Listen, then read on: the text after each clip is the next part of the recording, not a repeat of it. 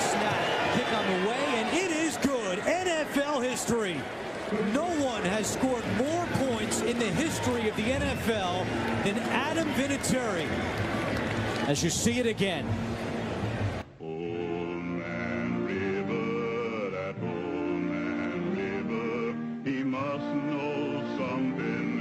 Don't say nothing, he just keeps rolling, he keeps on rolling along. He don't plant potatoes, he don't plant cotton, them that plants them, he soon forgotten, but old man River, he just keeps rolling. Fantasy football, Goon, Goon and Tooch. Fantasy football, Goon, Goon and Tooch. Fantasy football, Goon, Goon and Tooch. Fantasy football, Goon, Goon and Tooch. Fantasy football, Goon. Touchdown, touchdown, touchdown.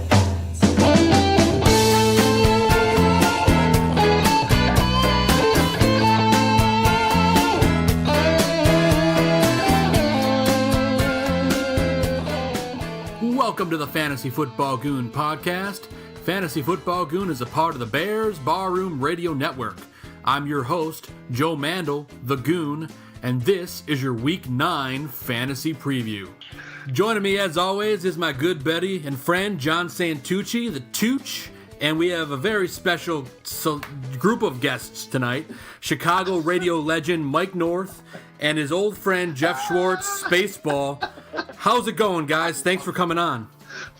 He's my favorite announcer since Wally Phillips. I'll tell you what. I mean, my God, I remember when you'd let him announce your full name and everything else before you start laughing. But I guess that's what happens with the sun, or should I say, the fumes of California. You're under siege right now, aren't you, Schwartzy? Well, we were under siege, Mike. But as I told you, it's all clear now. You know, they get very paranoid out here. How about fires? How about I'm just worried. We could have had our first Jewish barbecue. Oh, my God. How's it going, Tooch? What's going on, fellas? What are you guys doing? Are we off to a slow start? Do we have to get going here? That's what we got to do. What's up, fellas? Hey. Uncle Mike. We're rolling along. Uncle Mike, thanks for coming on. We're so glad to have you. The hottest handicapper on the planet right now. Unbelievable. So, got to get your thoughts, Uncle Mike, real quick about the trade deadline and all the moves. That's what they call me. They call me Uncle Mike, like I'm Charlie Weaver from Hollywood Square. I'm in the corner square. That's all that. I'm in the corner square. Uncle Mike. I mean, you know what? I'm the cool uncle, though. That's what my nieces and nephews tell me. Yes, for I'm the cool uncle, so that's fine with me. I'll tell you what, though. When we were doing fantasy football, being Jeff, I remember walking up to Ryan Gleason one day, who was our program director, and I said, hey, listen, I got this idea to do a half an hour of fantasy football. Me and Jeff Schwartz. And you know, he does this half hour, I think it was a couple hour show on the Score on Sundays. I said, we should do something during the week. And he told me, well, you know, fantasy isn't really catching on. Mm-hmm. And this is the exact, I never forget it. He says, fantasy's not catching on. He says it's just, you know, people taking phone calls. Nobody wants to hear people tell an announcer what running back they're going to take and all that. It's mundane radio. And I got to be honest, I think during the week, Jeff, we were one of the first guys to ever do fantasy football on the station. And it was funny because we had to fight our way, guys, onto this station as far as this segment goes. I never had to fight for segments. This was one we had to fight for, right? Wow. It's so true. I mean, the funniest part about it is when Mike was told fantasy's not going to take off. This was back in '92. Also, Mike turned that half-hour segment into an hour segment. Just because. But I mean, it worked. We were the first ones, and I've said it to you guys. I've said it to Mike 1,000 times. If we only would have figured out that this was going to be so huge, that it's turned out to be a financial windfall for look at FanDuel and DraftKings and all these other things, how much money ESPN and Yahoo makes off of this.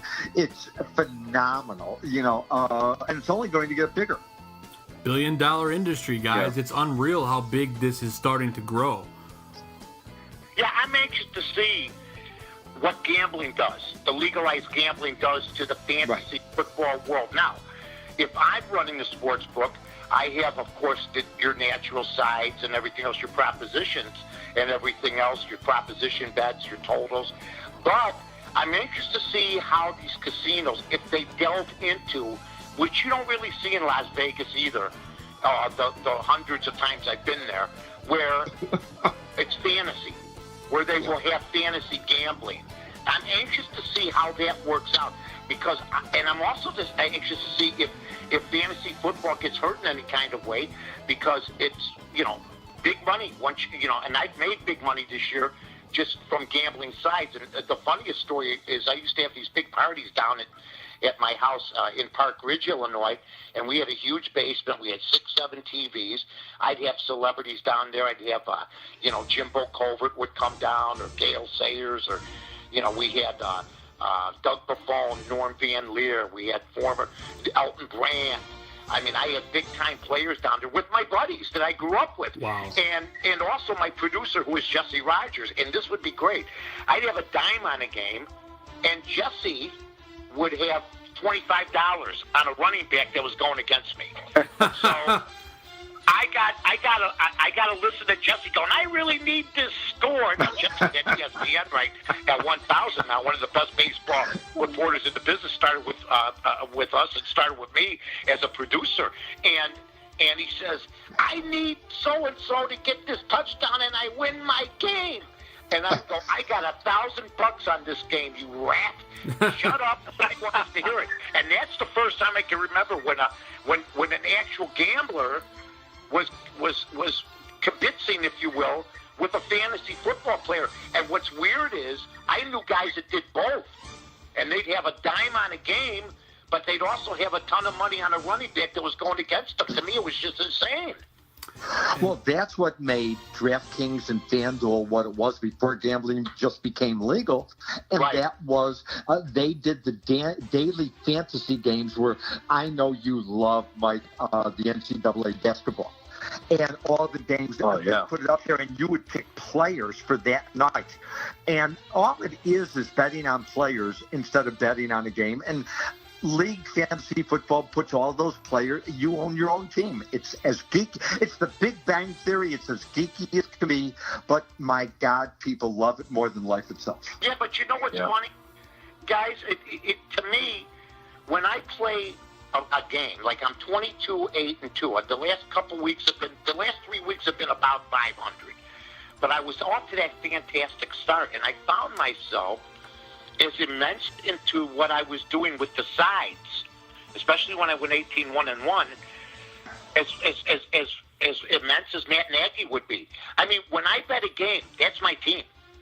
People say I'm a Bears fan, but if I don't have the Bears that day, and I got the Cincinnati Bengals or something, I'm as invested in the Bengals now with money riding as I've ever been as a Bear fan.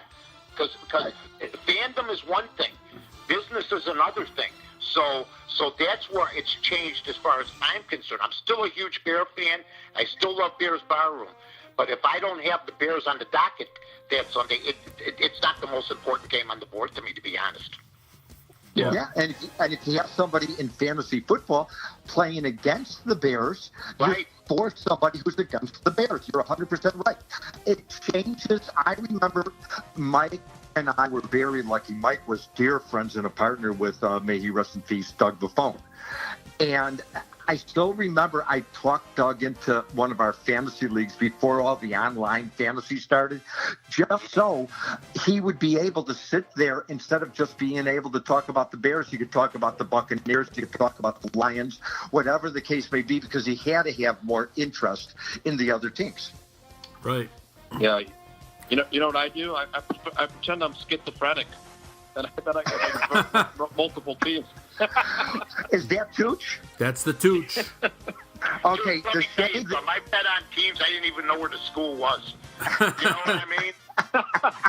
I mean, to be honest with you, I mean, whether it's NCAA, that's the fun of NCAA basketball. If I get sometimes I bet, I don't know where Coastal Carolina is. Right. I have no idea where Coastal Carolina, I know it's in Carolina. I don't know I if it's assume South Carolina, I but don't know if it's in North Carolina. I don't know.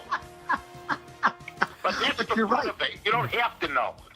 Well, it's I have to Google that one too, Mike. yeah, it's the same thing that happens in fantasy. Is you could be in many leagues, and you could have guys on one league you're going against in another, and you're like, you want them to do good, but you also want them to not score, and you kind of get torn like that. Look, if you're a Bear fan and you have the Bears -6 back in the day, and Detroit, and they're playing Detroit, and they're down 7 Detroit, so you're winning the bet, but you also got Barry Sanders, okay, in a fantasy league. Yeah. And it depends how much you bet, because there's a lot of $25 bettors, a lot of $50 bettors. Right? Are you guys writing this stuff down? This is invaluable stuff. There's a lot of I'm writing it down, Mikey. I'm writing it down. $100 bettors. So what happens is, you'll have guys at bars that will have a team, and the same guys, or in a fantasy league, will have the guy that's going against your favorite team. So that's exactly why I don't do fantasy football, to be honest with you, fellas. I tried really hard.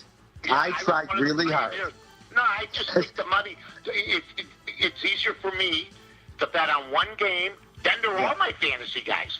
Every damn Atlanta Falcon, if I have the Falcons, from the quarterback, from Matty Ice to their defense, they're my fantasy guys that day. That's Right. basically it. Yeah.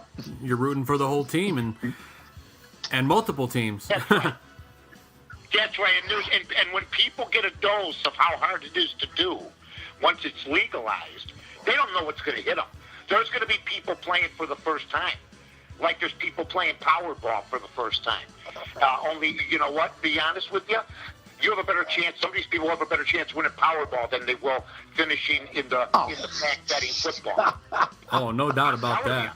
They don't know what's going to hit them. They think it's going to be a windfall. It's going to be a windfall for the states. The only problem is that they don't know yet if it's going to be a year from now in Chicago,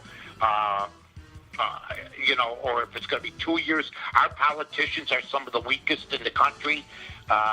Very they don't true. know how to even do the lottery. So I'm anxious to see if the casinos can take control of this, because they do know what they're doing. The sports bet operators, and maybe places like Cantor Gaming and Winston Hill and those places, maybe they'll take it over because they've had experience doing it. It's only going to make them more money. And did you see what came out today? That the Attorney General of New York made fantasy, I'm just reading this now, fantasy betting sites, i.e. DraftKings and FanDuel, made it illegal in the state of New York.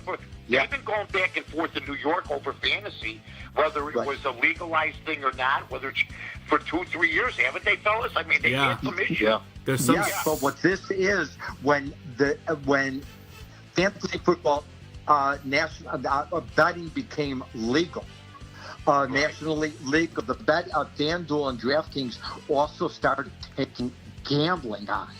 Right. Actual hardline gambling that now they have to stop it. They were shut down Well, by. they sure have to stop that. That's not their dig. That's not their dig. But they're gonna weasel in. That's just the way it is. But you know what? Too much money. Mine is, hey, look, I'm a player. So you know what? I've already put 2 bookmakers out of business this year. So that don't happen. So basically, I used to deliver 3 envelopes to every one I got. I was a loser for 40 years. I'm nobody's hero. But the last 5 years, I learned how to do it, and I had a business, and I concentrated on it. I'm putting them to sleep, just like some very good fantasy players do the same thing. Good poker players do the same thing, but there's only 2,000 guys, and I'm one of them, that makes a living off gambling, sports gambling in this country. And there's so many games every single Sunday, Mike, and there was a big splash this week with a trade deadline. I'm curious to get your thoughts on all the trades that actually happen and kind of what it's going to mean for all these different teams throughout the league, and especially for your and when it comes to gambling. Well, you know what? We don't pay much attention to that. I don't pay attention to, whether Amari Cooper goes to Dallas. To me, Amari Cooper is. I could give you 40 receivers better than him. Agreed. But he'll be hyped up in the papers. In Dallas, they'll think they got Bob Hayes. By the time it's all said and done, to me, that was a great coup for Oakland, especially after the Khalil Mack trade blew up in their face, for the time being at least. So Right, and what does Oakland have, Mike? 3 first-round draft choices next year already? Yeah. So I mean, he's building his team. I saw some of the other moves. To me, they're superficial. There wasn't any blockbuster type moves. Guys look at Philadelphia, looking to increase. Philadelphia picked up somebody. Golden Tate. Yep. Golden Tate. That's it from Detroit. So, and I was surprised Detroit got rid of him, to be honest with you. But they were offered too much. They have a good young kid out of Northern Illinois, Galladay. Kenny Galladay, Yeah, and but from you Northern also got Illinois. a quarterback. You also got an overpaid quarterback that's taken up a hunk of their money. And that's been a problem with Detroit. I mean, Matthew Stafford, I mean, I don't hear him giving back money like I used to hear Favre or I used to hear Brady. I've heard Brady up to this year going, he's going to defer his contract for future years, so it leaves more money under the cap. I don't hear that from Matthew Stafford. Matthew Stafford thinks he's good enough to win with nobody, and he's going to find out a rude awakening. What has Detroit really done with Matthew Stafford? And it's because way before the big money, he got what, the $80 million 2 years ago? Yeah, he was the highest paid quarterback for a while. Yeah. Until now it's Matt Ryan. Yeah, what now they can't go out and get somebody worth a damn. Kelvin Johnson left, and that was the end of that. Right. But are they getting stupid? Look what Pittsburgh just did with Le'Veon Bell. That managerial stupid. Cut him. Go trade him for something. Now he can't be traded, and if he shows up in week 10, he gets his full amount of money, and he becomes a free agent next year. Well, I'll give you one better. I heard Josh Gordon was late for the game, then he starts. All I keep hearing is you better do it the New England way, and all I see him doing is screwing up, and he gets to start the game. So, here's what I'm going to say about Bill Belichick. He's going to do what he has to do to win. I don't want to hear that he's like Lombardi and it's the New England way. If Josh Gordon can help him win a Super Bowl, I mean, we just heard he broke a rule, and that story went away quick. Yeah, it did. So quick. And it's so quick, it was like a little paper cut. I mean, so all I'm saying is, I don't want to hear how tough a guy New England is, and or how tough a team they are, and Bill Belichick is the Patriot way. Hey, man, the dude flipped his nose at you after he's been stoned on grass for 2 years. He looked at you, probably took a pint bottle out of his back pocket, took a swig, said, "You ain't shit, Belichick," and he started the game. Talk about. I want to go I'm just back telling you, that's what the guy is. The guy is a stoner and an alkie. What are you going to do? Well, they were looking for wide receivers, New England, I heard. Even though they had just gotten Gordon, they were in on they were looking at Demaryius Thomas. Yeah, they were looking at Demaryius.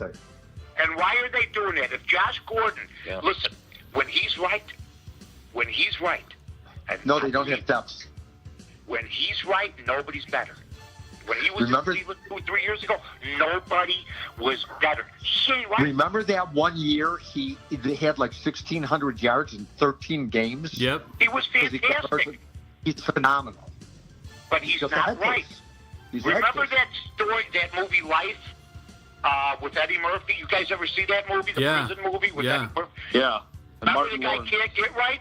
Remember the guy that's a little touched, can't get right? That's Josh Gordon. The guy that went to play baseball in the Negro Leagues. That's Josh Gordon. He can't get right. It's a shame because he's got so much talent, but, there's no reason New England looks for a receiver if they know that Josh Gordon's right. Clearly, there's something wrong there. That's my guy.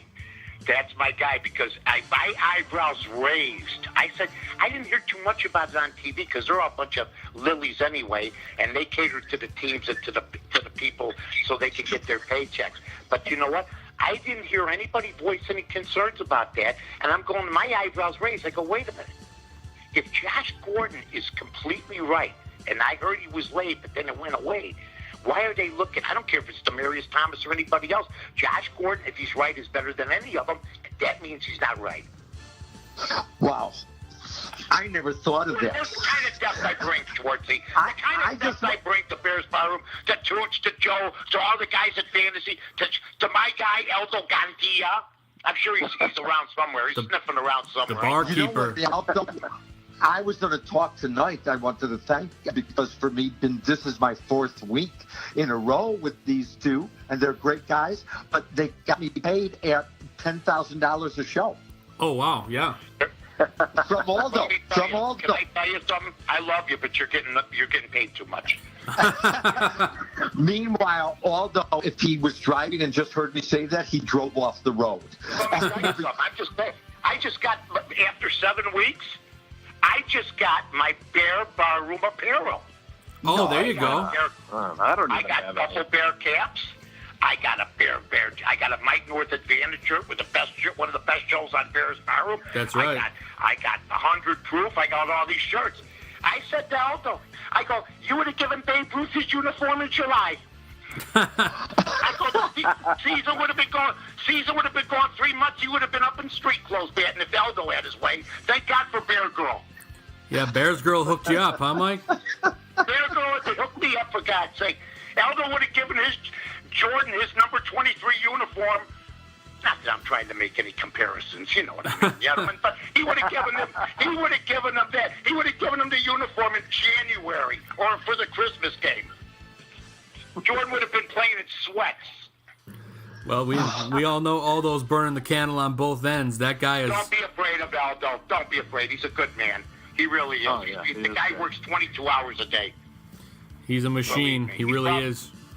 He's a machine. Well, God bless him, right, Schwartzy? Aldo's great, other than I didn't get anywhere in apparel. Oh, I knew that was coming. We'll have to hook you up, knew Jeff. that was coming. We couldn't get any I deliveries still through. don't- The state's on fire. We couldn't get any deliveries through. Yeah, that's what happened. Aldo's the best. Aldo's Yeah. the best. You know, One of the good guys. One of the good guys. Believe me when I Yes. tell you that. And Yes, his for mother sure. follows me. I love his mother. and he only takes home half his beef sandwich, right, Mike? Listen, man. It was one of the down days of my life. It's when I first met him. what You happened? know, and we went to Beef Joy. We went to a place out in Arlington Heights by his house, and we went in there. A tragic thing happened. I'm not comparing it to anything bad, but we walked in and we ordered a couple beef sandwiches, and he could only eat half. That was Why? a pretty tough day. Well, he wanted to take the other half home. It's a pretty tough day. It's a tragedy. I never sat with a man that ate half a beef sandwich. You know what I'm saying? And then I explained it to him. Since then, he's been better, but he's doing some rehab. Oh, I love it. He's going to get me on Friday. Hey, Mike, I hear you were 1-3. Tell us all what happened. I love him. That's my guy. We're having fun on Bears Barroom, aren't we, guys? Oh, we always have fun in the bar room, and Is Schwartz giving you any winners? Schwartzy's been on fire. Where was my winner? Who did I pick 2 weeks ago? You picked Odell, and he went off. But when Odell finally came back and had a big game, when he was doing nothing, I said, tonight's the night. I'm telling you. You know what's concerning? When you give me a time frame of 2 or 3 weeks ago, and you've been on every week. What about last week? Because I had a down week. I had a bad week. Didn't I pick Jameis Winston? Well, that's what the first cue was. You were talking about, like, what happened three months ago or something. I'm going, wait a minute now. Well, you asked about you said has Schwartz given you any winners? Yeah, well, you are a winner. Let me tell you guys something. Here's the key. You can win in fantasy easily if you get with a good handicapper, and I'll tell you why. Because last week I hit one of my Cincinnati. Yeah. Okay? So, when I was in my 18-1-1 phase, if I had been playing fantasy, I would have been taking the guys on the teams I was betting. Oh, yeah. And a lot of them weren't supposed to win, but they were just falling in. To give you a perfect example about what's going to happen with gambling and to see how ignorant some people can be, I love Mike Greenberg. But Mike Greenberg doesn't understand. He was not a big football guy, or he was a football guy, but he's made statements like, if anybody doesn't understand why Todd Gurley fell down, you don't know football. Exactly. And I said, well, coming from a guy who thought that Clayton Kershaw was the greatest pitcher who's ever lived, you shouldn't ever talk baseball with adults again. So I gave him one back. You don't understand. There was a -7 point spread there. Yeah. So falling down when the National Football League is trying to get people to buy gambling, Mike Greenberg, who I love, was quite ignorant in the fact that half the country was pissed off because he decided to fall down.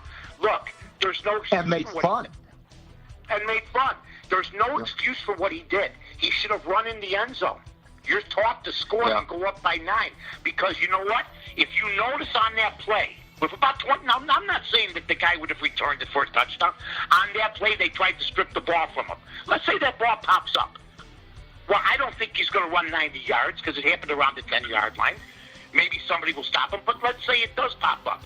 The only way they could have won that game is by that idiot doing what he did instead of running into the end zone to get by 9. And I don't care if you cover the spread or not. That's the right play. And for people saying the goal in football is to score and that you should just fall down, he could have fallen down as he was falling, kicked the ball out of his hands with his knee. So, Or hurt himself because guys fell on top of him. Exactly. Right.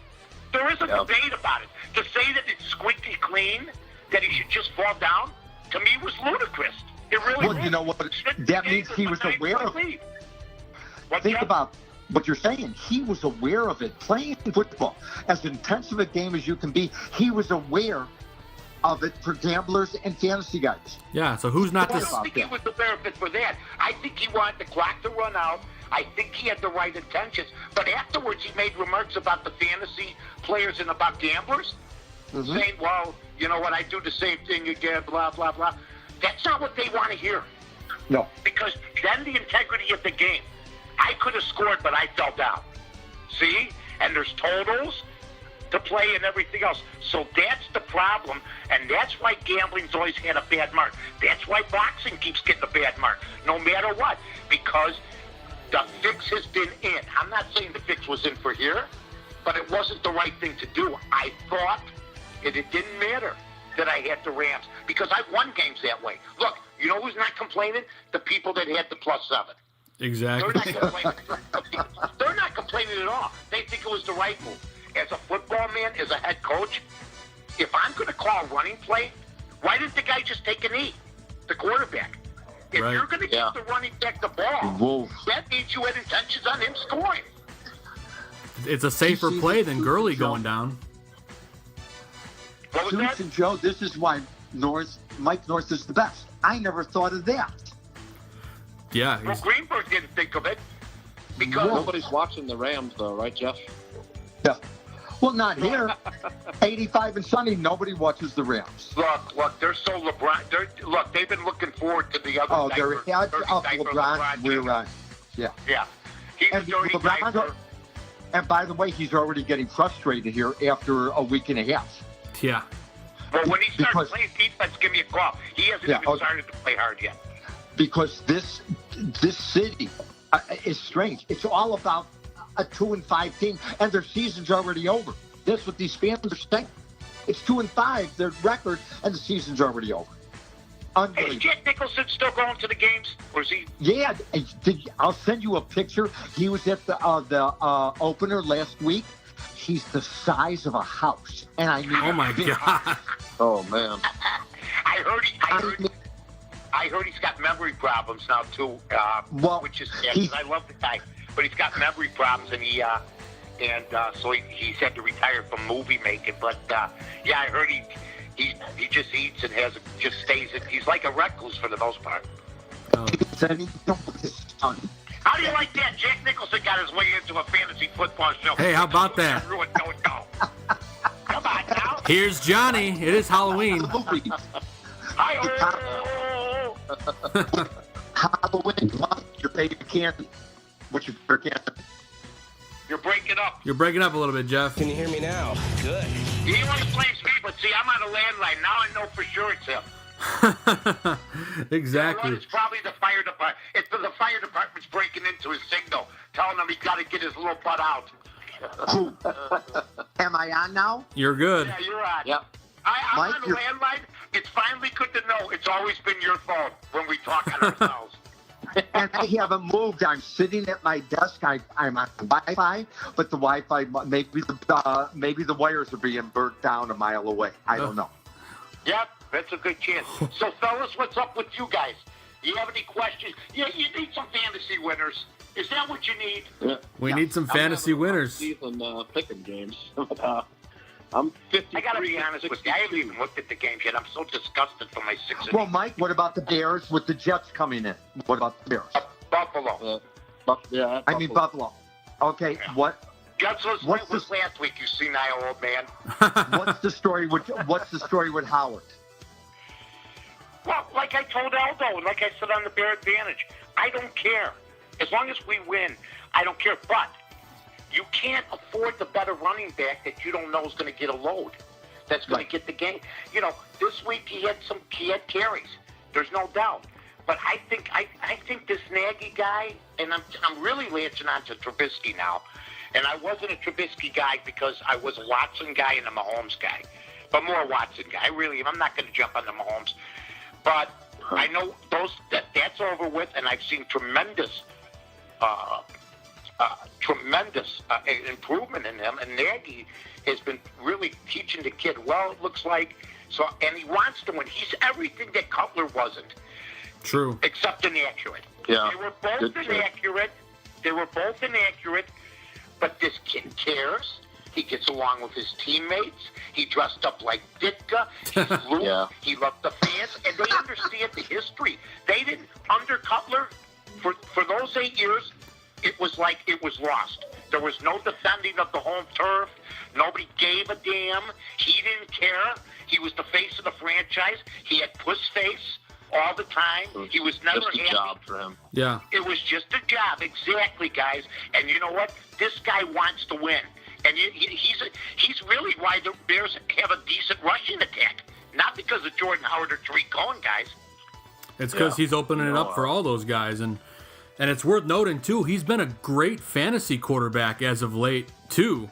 I mean, his last 4 games. Oh, yes, he has. 60 points, 40 points, 40 points, 26 points. I mean, this kid's turning into a fantasy stud as well. Yeah, I really like him.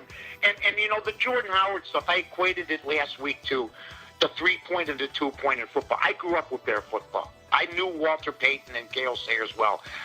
I still have good friends with Gale, and I was best friends with Walter. But they would tell me now that this is the way to go. Walter Payton, I think, would have still been a load back if he was around today. There's not many backs like him. But what I think is when you have a 3-point shot in basketball, it's like passing in football. And to continue to just try to run the ball like the Bears have always done is like a team in basketball playing Golden State and saying, let's just take 2s. You're never going to win. So you got to throw the football to get the lead now, and then you try to preserve it. You're going to need the running game for some games, but for the most part, you need your passing game. And this quarterback, I'm just hoping he doesn't get hurt because he is a runaway bull when he gets in the open field. He'd be hard to tackle, but he's pretty smart. He gets out of bounds when he has to. Well, the league has turned into a quarterback league. No doubt. I mean, look at all. We're almost as a league quarterback hungry. Paying attention to quarterbacks 3-4 years ago, there were maybe 2 or 3 or 4 quarterbacks you had to have. Now in fantasy, there's easily the top 12. You could win with the 12th quarterback. You could win with more than that. It's just because the rules are so easy now. See, back in '92. Back in '92, a 92 rating was average for was pretty good for a quarterback. Okay, everybody's got a 92 now. Everybody got a 92 rating. Dan Fouts would have thrown for 700 yards a game now. Marine, because you can't touch these guys, so you got to take advantage. And you're right, Jeff. There's no way 20 years ago, Mahomes, Trubisky, Watson. There's no way these first-year and second-year guys throw for 6 touchdowns. No way. No way in hell. Don't remember. No way in hell. Stephen A. Smith today was defending Aaron Rodgers about how great he is, and the Packers should do him a favor and get rid of him, and said if he was on the Patriots instead of Brady, he'd throw 7,000 yards. He's insane. He should stick to basketball and boxing if he knows But that. he was basically getting the Patriots credit and the Packers. I am so sick and tired of hearing about Aaron Rodgers while Tom Brady's in the league. It's sad. Yeah. You know, I really am. I mean, Did no, you see what Favre and Rodgers said Rodgers today? they have 2 Super Bowls between them. Favre and Rodgers. Right. They asked- Rodgers has 1 Super Bowl. Brady's got 5. Where are we? And I'm so sick. Last year he rolled out and got hurt and cried the rest of the year. So I'm tired of hearing about the guy because you know what? It's sort of funny. Drew Brees is better than Aaron Rodgers, guys. I got some sad news for everybody. He is. Philip Rivers does might anybody be. ever say Drew Brees is better than Aaron Rodgers? Anybody? You know, And he's only the number 1 quarterback of all time. Yeah. Oh, wait! I want to hear it from the experts. Is Drew Brees better than Aaron Rodgers? I mean, I think he is. I mean, he's got better statistics over the last few years. I know. But because the media, mainstream media, kisses Rodgers' ass, even for experienced guys like you, it's hard to say, yeah, Drew Brees is better. Because all you hear is Aaron Rodgers. I'm here to tell you guys, if you guys are experts and you don't think Drew Brees is better than Aaron Rodgers, you're in the wrong business. Where was New Orleans before Drew Brees? Nowhere. Where was Green Bay before Aaron Rodgers? Super Bowl. Yep. Yeah. He studied behind come on. Favre. I mean, he studied behind one of the best. And all 4 years, right? Aaron Rodgers is the 3rd best quarterback in Green Bay history. How can he be the best quarterback in history if he's not even the best quarterback in Green Bay's history? I'm with you. Art Starr with 2 and Favre. This is an education. I don't have a lot of time to get the chalkboard out. I got to do what I got to do. 3 brilliant thoughts tonight. That was the 3rd one. I never thought about that he's the 3rd best on his own team. How could he be? But he did give Brady credit I gotta today. be honest, I get tired of hearing about it because he's got 1 Super. Look, under the old, if they had the new rules back in the day, Johnny Unitas would still be playing. They mangled these guys. Yeah. They used to hit these guys late. Drew Brees would only last in the 60s, 70s, or 80s at 6 feet, 190 pounds, a maximum 10 years. Yeah. He wouldn't even be in the league this long. He'd be Back done. then, he'd be finished. Now he sits back there. You can't touch the guy. And he's playing in the dome. And I got to hear, Aaron Rodgers is the best quarterback who ever lived. No, he's not. There's a lot of guys better than Aaron Rodgers. Nope. My God. You got a lot of guys that are much better. You got Unitas, you got Montana, you got Brady. I mean, there's all these guys that are better than Aaron Rodgers, no doubt. This guy was purring now. But they never dated women as nice as Aaron Rodgers. Well, I guess you can't argue with Drew that. Brees has got a nice family and a good-looking lady, my friend. And he owns New Orleans. Aaron Rodgers is a California kid. He dates this nice-looking. Hey, if you're a quarterback in the NFL, you better get 10s and 11s and 12s, right? I hope so. Right?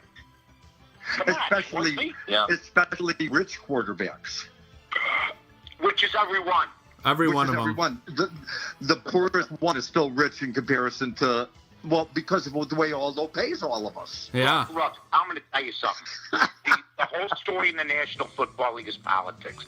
I watch football every week. I was the guy who screamed from the mountaintop when Josh McCown was 3-2 with the Bears and Cutler was ready to come back. And the Bears were knocking on the door of the playoffs. I said, don't get up from the table. Let McCown keep playing. Let McCown keep playing. Yep. And they waited for him to have a bad game, and then they said, let's get Cutler back in so we can suck and not make the playoffs. And that's exactly what they did. Well, And that's the same thing with Winston and Tampa Bay. Yeah. Yeah. It's happening in Tampa Bay. Fitzpatrick had one bad game. They couldn't wait to get his ass out. And he's 10 times, listen to what I'm saying, 10 times the quarterback Jameis Winston is. Oh, no doubt. Jameis Winston has 78 turnovers in 48 games. Ryan Fitzpatrick, with one leg, in a coma with an eye gouged out is better than Jameis Winston. And he'd still throw 3 touchdown passes. Look, if they stick with that guy, Dirk Cutter's an idiot. He's an idiot. He took a hot hand. Look, you play poker, you win 3 hands in a row, right? Yeah. Okay, then you get a bad hand. That don't mean you quit playing. Right. That's what he did. This guy had a hot hand. He lost 1 bad game, and then they got him up because of his history. Are you kidding me? Jameis Winston, besides here's what's bad. When you're a turnover machine with off-the-field problems. Yeah. Period. And then you got the opposite of that going on in Jacksonville. You got a guy that they just won't take out in Blake Bortles. Why won't they take him out? What's that? Jeff, I'm going to tell you a little story. When you start hearing about fabricated hype, about people you never heard of. I watch college football consistently, and the first time I heard Blake Bortles' name was in the middle of his last year. Oh, there's this big kid out of whatever the hell, he's from Central Florida, and he's 6'5", and he's got all the tools.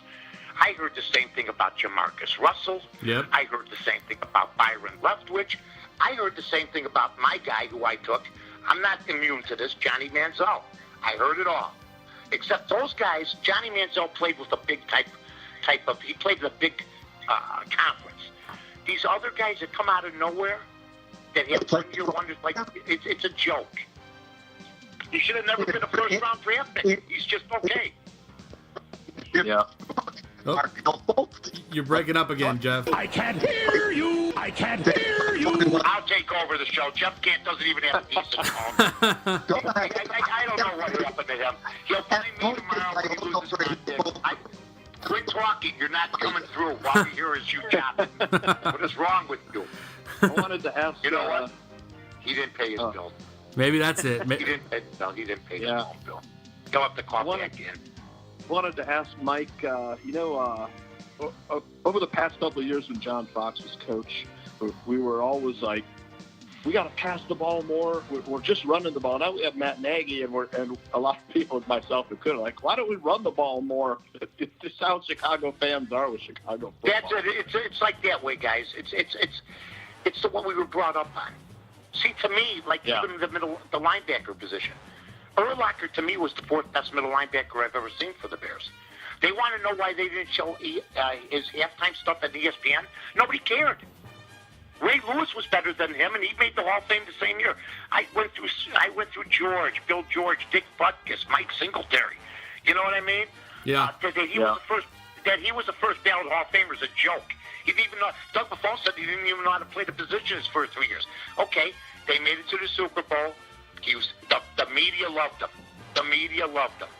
And the same thing goes for any kind of hype that you get, or if the media is against you. The media deserted John Fox. He hurt himself. There's no doubt about it. I was sort of like saying, what can you do with the team that you got? Mm-hmm. But Matt Nagy's proven we don't want to run the football anymore, guys. We want to see passing. I watched running football for 4 decades. And what did it get us? One Super Bowl and 1 championship in 1963 since I've been alive, running the football. It's time to air it out. Use the run when you need it. And, there's going to be games you need to run. Like last week, I give Jordan Howard all the credit in the world. He keeps trying. He's playing. He's going to be valuable to us. But you just don't start a game anymore running. I remember there was games I'd watch the first 10, 12 games, plays of a Bear game by the Bears. 10 would be runs. Right. 10 would be runs. That's ridiculous. Yeah. It's a different league now. It really is. Yep. Like I said, it's like taking 2-point shots in the NBA now when everybody else is taking 3. So let's take 3-point shots and see where it takes us. And so far, we're in first place. Absolutely. Is Schwartzy back yet? Is Schwartzy back yet? Not yet. He dropped off, actually.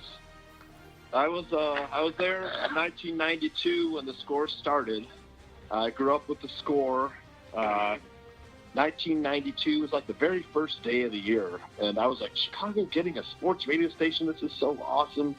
I think I was, how old was I? I was 24 in 1992. Nice. I was 24 years old. This is great. I'm driving around my car, driving to work, and I had all sports talk to listen to. You know, and it was the best thing, and you know, I've been a fan ever since. You know, that's why I'm doing what I'm doing now, is because of the score. You know, I hear a lot of people say that they got into radio because of the score. Yeah, for sure. I used to dream that you guys would come to my backyard. You might not have a backyard, but well, you know, we did have, and I did do backyard remotes with people. I did one year. Me and Doug did 3 backyard remotes. I made sure that most of the backyards were big, that could take a crowd, and that had female and male there. It was mixed. It was a lot of fun, and you know, we influenced a lot of people. I think the talk genre, you know, radio isn't where it should be when radio promotes podcasts. Right. Hey, don't forget, listen to so-and-so on their podcast. Well, they just did 4 hours. Mm-hmm. You know what I mean? Yeah. But they're in this digital age now. We never had that. You had to go. You went on live every day. I went on live every day for 25 years, and 18 of them were to score. I went on every day for 4 hours, 5 days a week, never missed a day, and did everything. No computers, knew everything in the top of my head. And then I got to hear about how Joe Buck has a tough schedule because he had to do a football game and 3 World Series games. Yeah. You know, with just a bunch of crap. I mean, there's guys in the media business that work 10 times as hard as him every single day. So, and we were there. We were a 3-show station only. Yep. We were predicted to be dead in 6 months. But guys like you, Tooch, and Joe, and everybody else liked it, and it latched on, and it became. Yeah. I mean, it changed my life, and it gave me everything I got. To where the point is, I do what today. I played golf all day, and I played golf today. And my big deal, I had lunch, took a nap. I'm watching. I've been watching the Bulls, and then I said I'm going on with the guys tonight. I mean, I get to do whatever I want because the score. Yeah. I made a lot of money, and I was very fortunate at the time. Now these poor guys work for 10 cents on the dollar. It just isn't the same anymore. Definitely not the same. 8:20 a.m., Joe, they used to have to sign off because they didn't interfere with the station in Texas. That's what I remember. Something like that. Right. What happened is we'd be on from 7 certain winter months till 4:30. And yet we made a lot. Those 3 shows sold out. We sold out with our advertisers. Oh, wow. Well, we were building WXRT. We shared the building with them. They were owned by Danny Lee. And this is going to be in the movie because they're coming out with a movie on me, and it's going to be in the movie.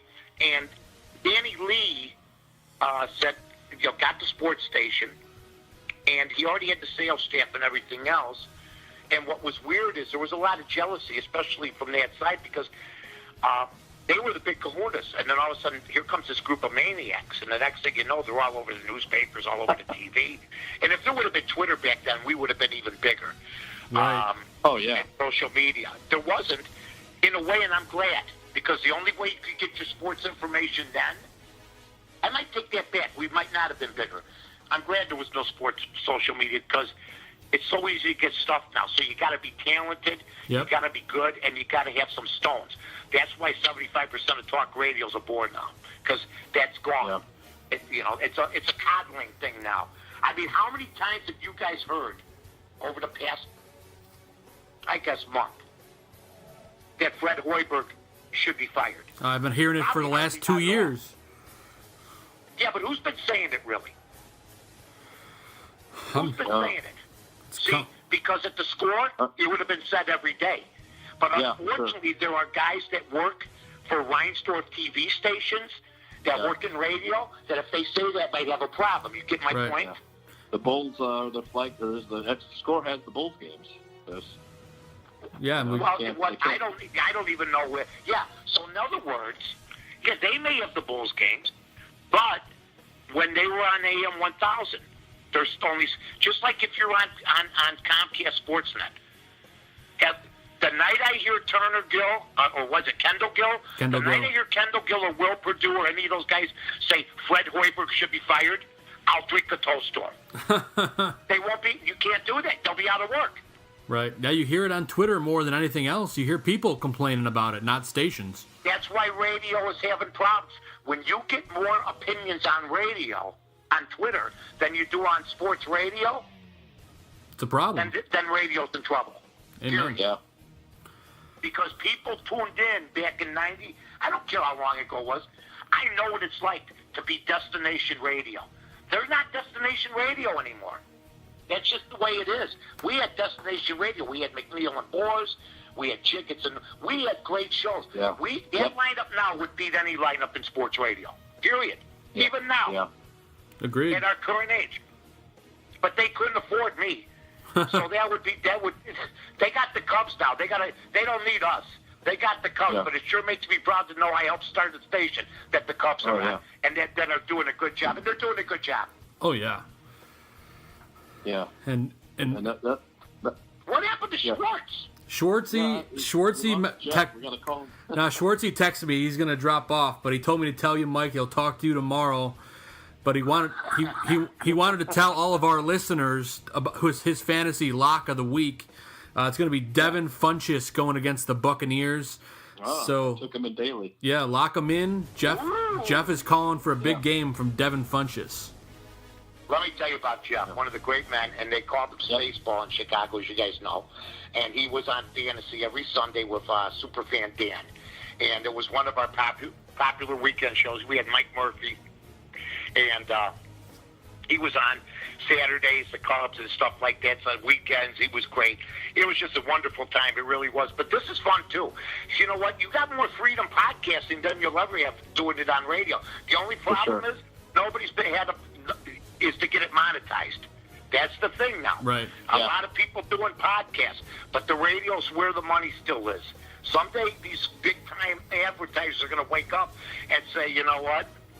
Radio isn't worth this kind of money, and they'll start investing in certain podcasts, which I've been fortunate enough to have sponsors, but only because I made a name in radio. Sure. Until we hear people say, we'll pay you to do a podcast more than we'll pay you to do radio, radio's always going to get the first action. Yeah, that's the honest to God truth. And circling it back to money, where the money is, Mike, in gambling, I'm going to Vegas on Friday. And I heard. What are some Vegas? What's that? Where are you staying? I'm staying at Paris. Oh, I love the Paris. I was there when it opened. I went to the opening with Tom Benani, the president. One of the great, when it was brand new, it's still nice.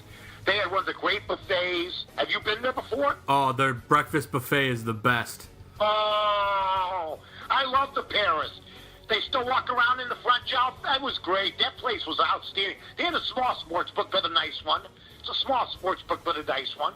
You know. That's what I was going to ask. What's your favorite sports book in Vegas? You know, I like the Bellagio. Okay. I don't like big sports books. Sometimes I'll go to the little hotels and go to the smaller sports books. But if I had to take one of my favorites of all time was, back in the day, was the Las Vegas Hilton. I did my shows from there during the NCAAs and stuff like that. A lot of great people, a lot of great gamblers back then. Now I got to just stick with the old reliable Caesars or the M Resort in Henderson where I stay. Oh, yeah. Beautiful. All beautiful places. It's a beautiful place, and it's away from the Strip. And I had my days on the Strip, believe me. So, me and my wife, we go to the more quiet Henderson. The M is a first-class hotel with a first-class sports book, great restaurant. So we just like it there. We just stay on the premises when we go there.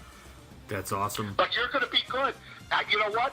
Dude, I'll get word out to Eldo, and he can text you the pics or check the Sun. I don't think you'll be able to get the Sun Times out there, but I'll get you a couple winners, okay? Hey, I tell you what, I'm going to be listening to the Mike North Advantage on Friday morning at 9 a.m. on MixLR.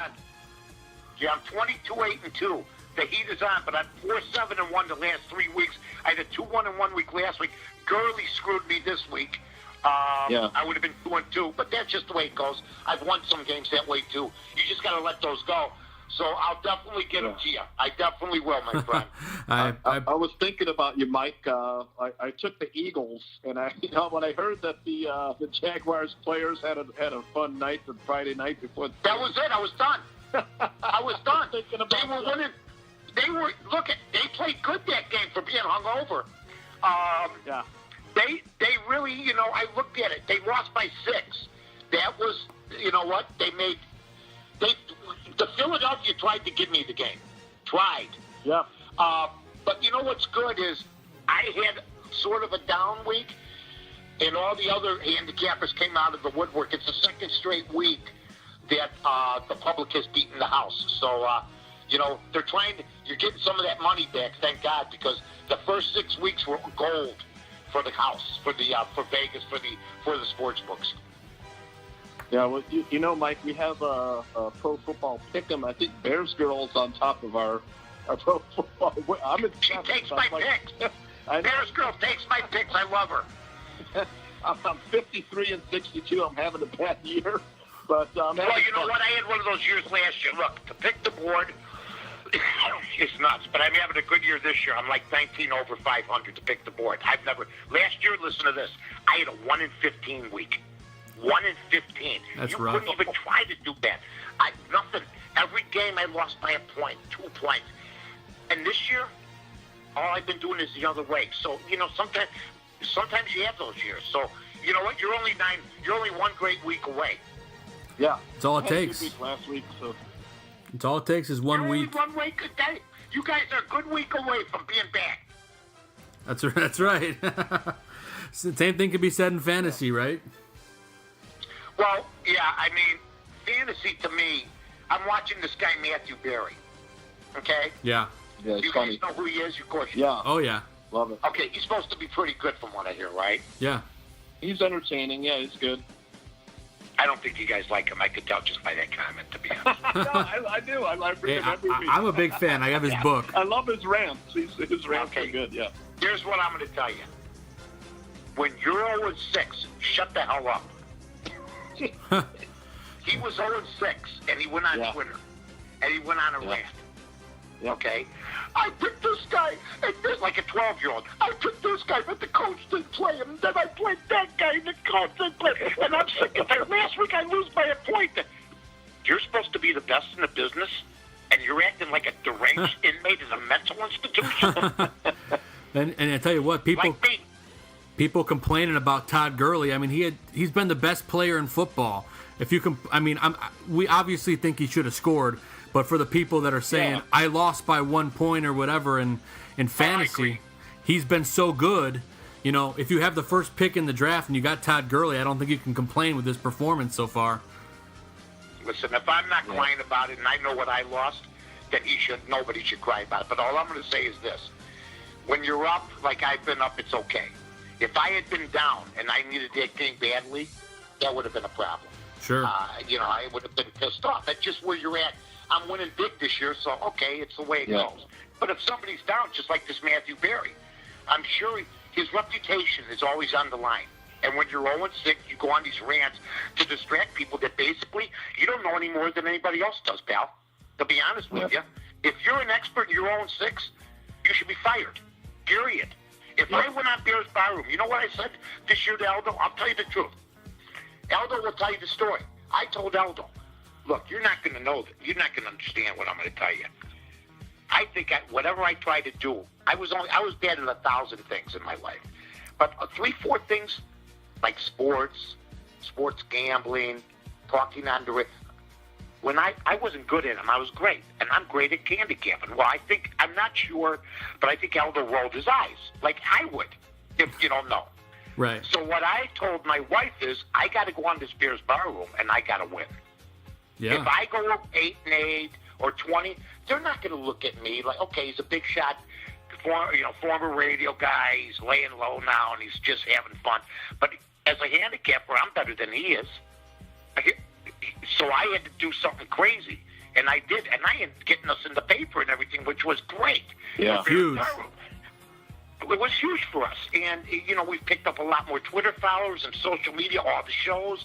because I care about all the shows, because I know what it's like to be from in a ground-up type of situation. I did it once already, and this has got a lot of potential. But if I was like 4-12 after 3 weeks or 4 weeks, nobody would be taking Bears Barroom, at least our show, seriously. Now it's a destination for people to come and check out. And the Sun-Times has helped also, and Mark Potash, and, you know, they listen and tag and do.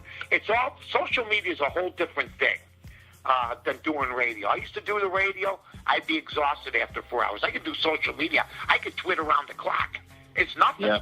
It really isn't. So that's great. It's a whole different ballgame now. It's a whole It's different. great to hear you on the air again. God, I'm giving 150% to you guys. I want you to know that. Hey. I'd run through a wall for you guys. We love you, Uncle Mike. We love Bears, yeah, totally. Thanks, buddy. I gotta get a shirt that says Uncle Mike. we gotta work on that. All right. Aldo already blew the budget. Please don't ask me for any more shirts. Hey, at least Aldo would have given Elvis his jumpsuit his third night on Vegas. Yeah, you're probably right. Can you see Aldo? Is he doing the show tonight? No, he's not. I produced this one, but he's That's been. great. You're doing a good job. Oh, thank you. He's been doing. Wait 2 years what I'm saying about him. He'll hear when he listens tomorrow. Oh, he's gonna stamp his feet. I love Aldo. He's the best. We have a good time. He's awesome. So, Yeah. So as far as, don't ask me for any fantasy tips. No, please. Hey, But a take safe bet. Kansas If Drew City. Brees is playing, he's always a safe bet, man. no doubt. And we know you're the hottest handicapper in the world right now, and we thank you so much for coming on with us, Mike. We know you've been on for over an hour, and we loved every single second of it. Look, I love Bears Barroom. You want me to name all the shows off the top of my head? Go do it. Go for it. You got Dr. Phil.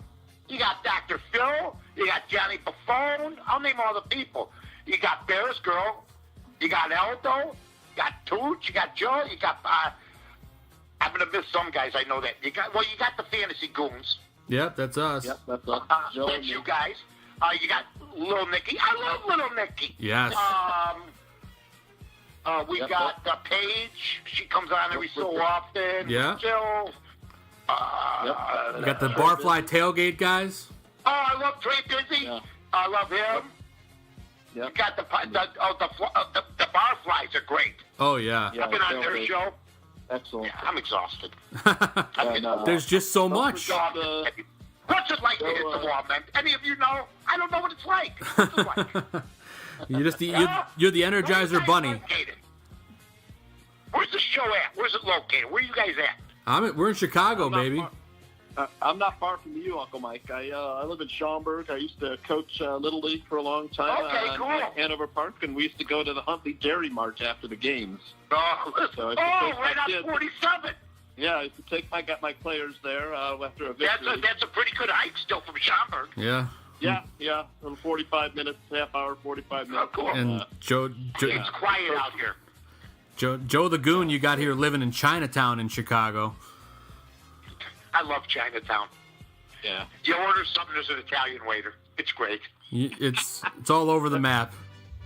Listen, I knew the people that ran Chinatown back in the day. Believe me when I tell you this. Great people. Nice town. It's a great area. That's it. A lot of, they like their gambling down there too. I live across the street from a mahjong gambling house, Mike. I know. They love it. It's like another town. It's awesome. It is. They still got the big pagoda, and all Oh, that yeah. other stuff. Yeah. Yeah. Whenever you dated, like when I dated my wife, which was like when there was like covered wagons. We always, one time you take your date to Chinatown. You go to Chinatown at least once. Oh, yeah. Oh yeah.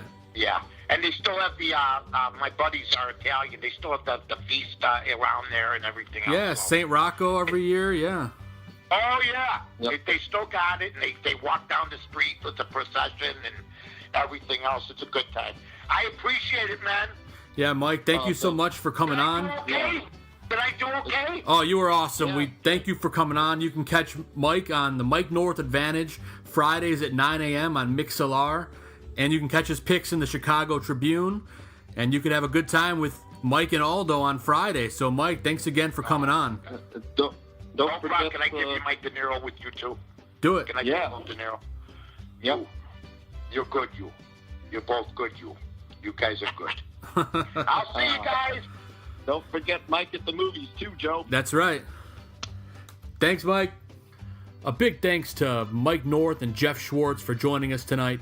An absolute blast having those guys on. We really appreciate your time. That was a dream come true for Tooch and I, as you know, we grew up with Mike North. Right, bud? Man. So I got a buzz from that. That was awesome. Yeah, it was unbelievable. Yeah. Always a dream. But speaking of a dream, Tooch, let's hop right into those games for this week, man. Yes, sir. So we're leading off with Thursday Night Football coming up tomorrow. You got the Raiders going down to San Francisco to play the 49ers. And the 49ers are currently sitting as a 3-point favorite at home. I'm taking the 49ers here. I like the home team. What are you thinking, Tooch? Well, man, you know a guy who picked the Raiders to go 0-16, Joe? I know a guy. I think it's you. I did. I'm actually going to take the Raiders here. Really? Yeah, after they let go of some of their baggage, they're playing pretty good. The 49ers have banged up C.J. Beathard. He's got a finger injury. They're not sure he's going to play. Derek Carr has actually played a lot better without Amari Cooper. Jared Cook is having good. Doug Martin's running the ball hard. They still have Jalen Richard after Cooper got traded and Lynch went down for the season. I don't know. It seems like they're playing a little bit better. I'll take the Raiders plus the points. I don't know. I hate betting on Thursday games, but hey. Yeah, that's what Uncle Mike would say. And I got to say, this is a game where there's surprisingly a lot of fantasy, things that are going to happen here. We got our guy George Kittle going against this Raiders defense. It's terrible. So George Kittle is a great start here. Matt Breida, if he plays in this game, he's banged up as well, but he's a great start against the Raiders. Marquise Goodwin's still banged up too, so I wouldn't touch any of these receivers right now. But I'm he's with not you. Getting a lot of targets either, Joe. No, he's not. One catch, it was a 55-yard touchdown that saved his fantasy week. But the 49ers are kind of scuffling for me right now. I know they're at home, but the Raiders, they got to win one. I think maybe. I know I picked them to go 0-16, but it's pretty hard to go 0-16. So I'll take the Raiders plus 3. I don't know. I'm not super confident though, Joe. Well, that's all right. And there's, like you said, there's a lot more fantasy relevancy here than expected. So you got Jordy Nelson, now the number one guy in Oakland. I imagine his targets are going to continue to rise. You got Jared Cook, a great play here. I mean, this Raiders team has suddenly become fantasy relevant, even if they're not winning games. Right, and I forget who's playing opposite Jordy. I know Martavis Bryant is still there, but he's not even getting a look from Derek Carr. I can't remember who the other guy. He out-targeted Nelson, too, last week. Yeah, I have to look up the Raiders. Name escapes me right now, Joe. Yeah, I'm looking up the Raiders depth chart real quick here, and we'll find out. Raiders depth chart. Brandon LaFell. Brandon LaFell. Yes, exactly. Yeah, the whole guy who pops up every year for like a couple great games where he has 4 touchdowns in 3 games. The journeyman. Yeah, I think he's been on every single team in the NFL, Joe. Maybe. It's very possible. But I will say he's probably been on every fantasy team in the world. So, Brandon LaFell, worth an ad, especially with the departure of Amari Cooper. Definitely something to keep an eye on. We're on the opposite sides of the fence here, John, but I think, as I said in a tweet earlier, the Goon and Tooch don't always agree. Right. Like last week, I liked Jared Cook. He had a great week last week. Was one of the guys I talked about on Tailgate. Yeah. Jared Cook. I liked him to have another good game this week. He's going to eat up a lot of those targets, Joe, now that Amari Cooper's gone. It's true, and that's definitely something fantasy owners got to watch. Yeah. Watch Doug that. Martin came back to life, too. He did. You and I were talking about how he might not do anything. And it was, you like Martin, I like Jalen Richard. So as last week, Martin got the lion's share. We'll see what happens this week, but it's an interesting Thursday night game. I can't imagine the ratings will be sky high for this one. Right. But a game that's going to have sky-high ratings here in Chicago, John. On Sunday afternoon, the Bears are going down to Buffalo to play the Bills. The Bears are 9.5-point favorites on the road against a really good Bills defense, and the Bills are 9.5-point home dogs. I got to take the Bills here. I don't think they're going to win, but that's a lot of points against a good defense. Yeah, I'm on the same page right there, man. 9.5 for a home dog is a lot of lumber, Joe.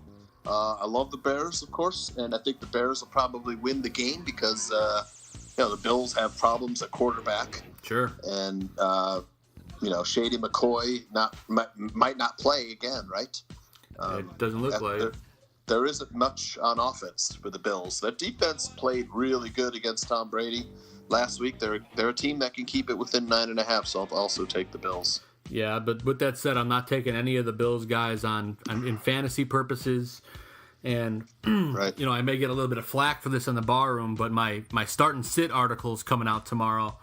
And I got both Mitchell Trubisky and Allen Robinson riding the bench this week.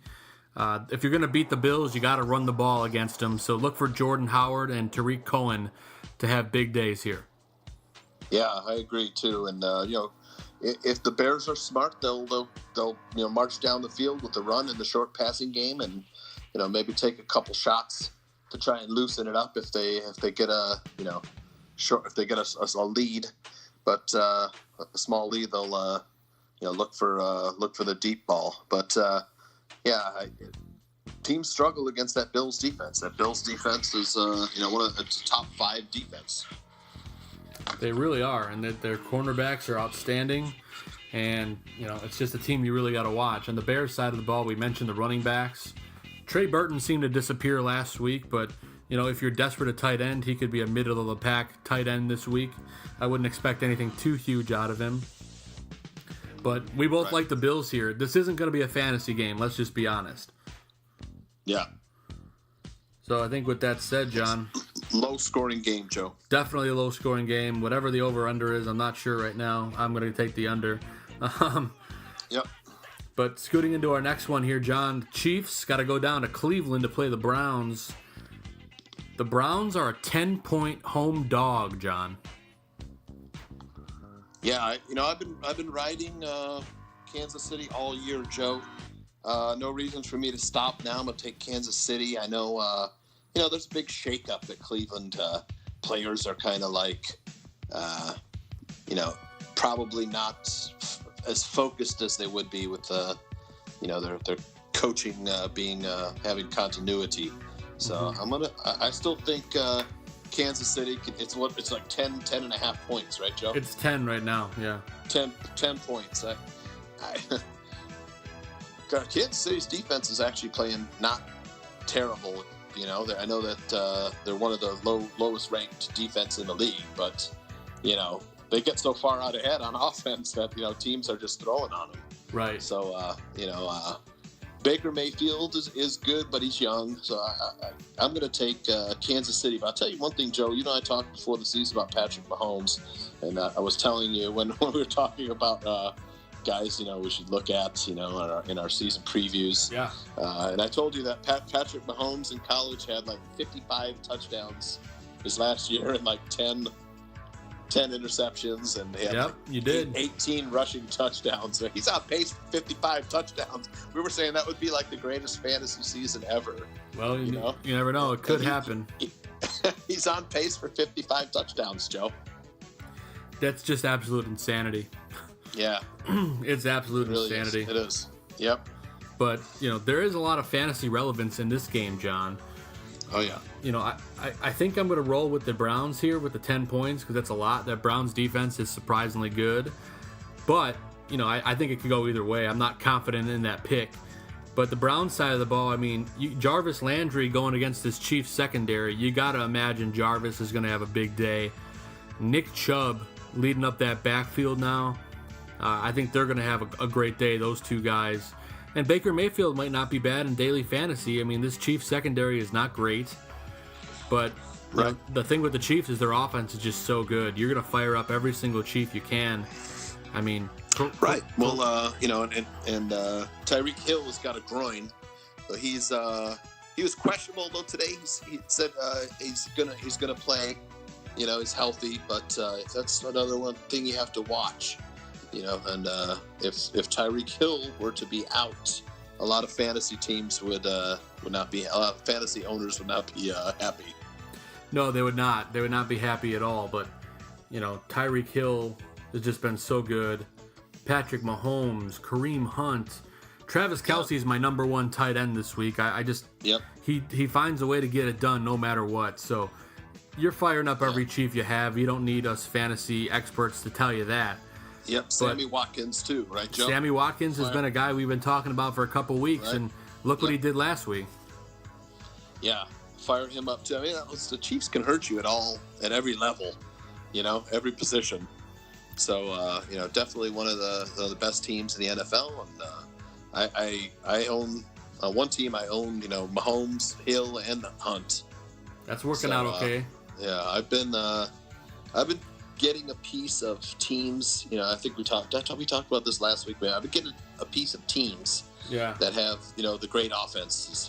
Right now I went out and got Saints players off the waiver wire. If I could, I invested in Rams players. Traquan Smith. Get a piece of all the Tampa Bay receivers. Tampa Bay, the number one. They passed the Rams as the number one offense after last week. Yeah.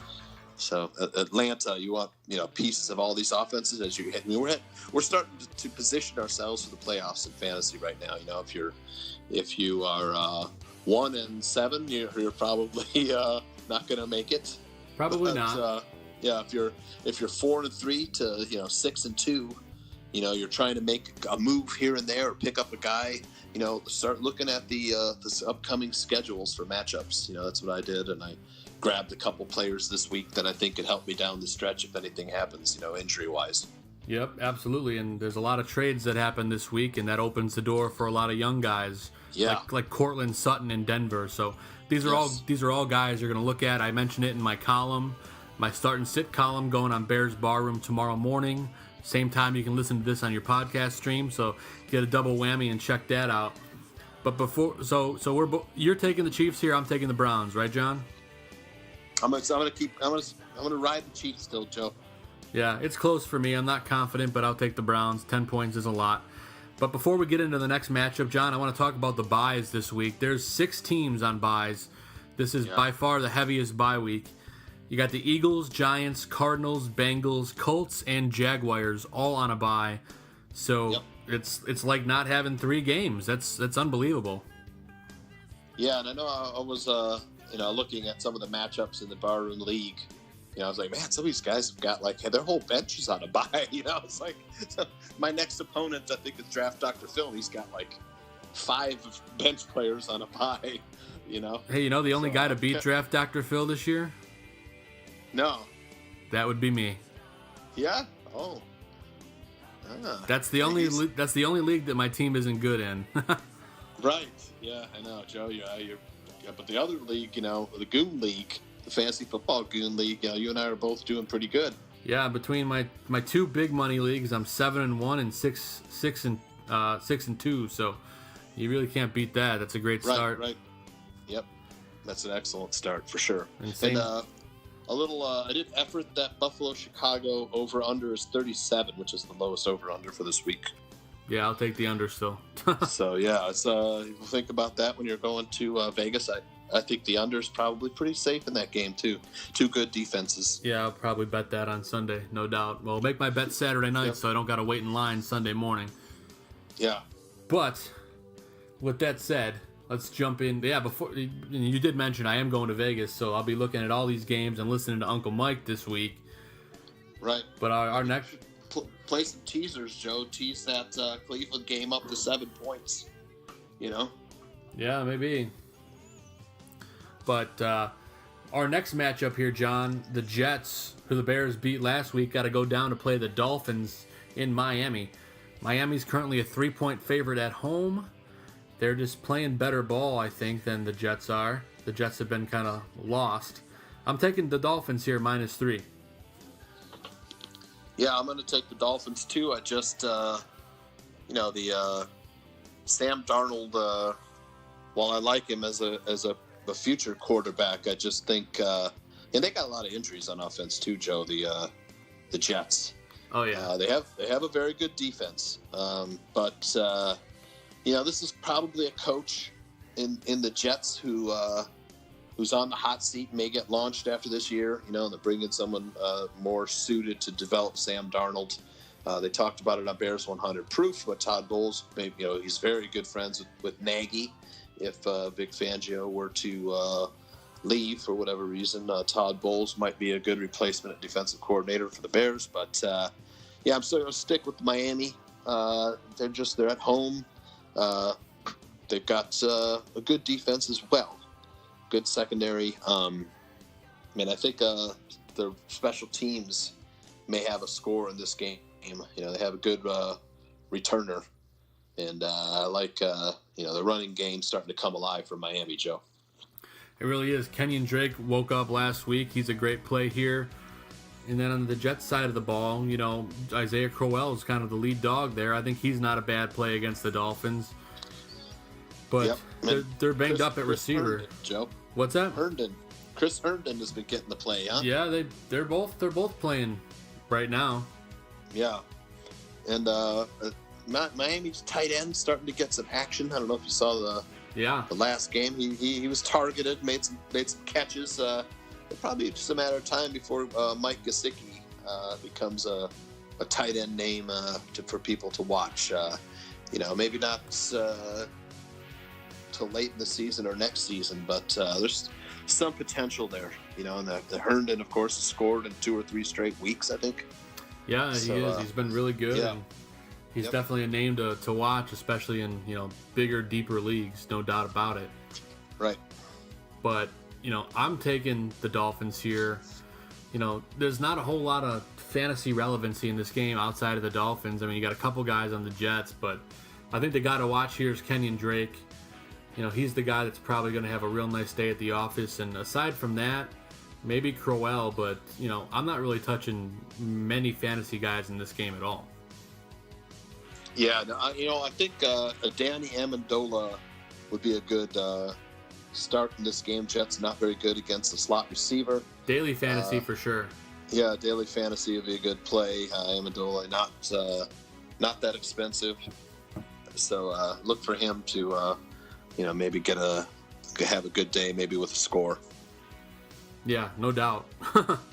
But I mean, there's not a whole lot to talk about with this matchup, John. So let's go ahead and just scoot on into the next one. Yep. This one means a lot to Bears fans here. Detroit going down to Minnesota in a game where the Vikings are 4.5-point favorites at home. The Vikings are a much better team. The Lions just traded away Golden Tate to the Eagles. So that kind of leaves them without, one of the top 10 receivers in the league, in my opinion. I'm taking the Vikings at 4.5-point favorites. Yeah, I've got the Vikings too. I really want to take the Lions in this game, though, but they're just not playing well, Joe.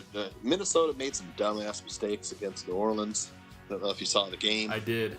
Sunday night, great game, but you can't give away 2 touchdowns on for New Orleans defense. And, no, not at all. And expect to win against Drew Brees. Now, it's not going to happen. If they hadn't made those boneheaded plays, it would have been a different game. But I think Vikings defense starting to play a little bit better now. They've got Everson Griffin back. Linval Joseph is a hell of a player, man, too. I don't know if you saw him. He really popped up, man, in that game. And him and Everson Griffin start playing, or if Griffin comes back, starts rushing the passer like he can rush the passer.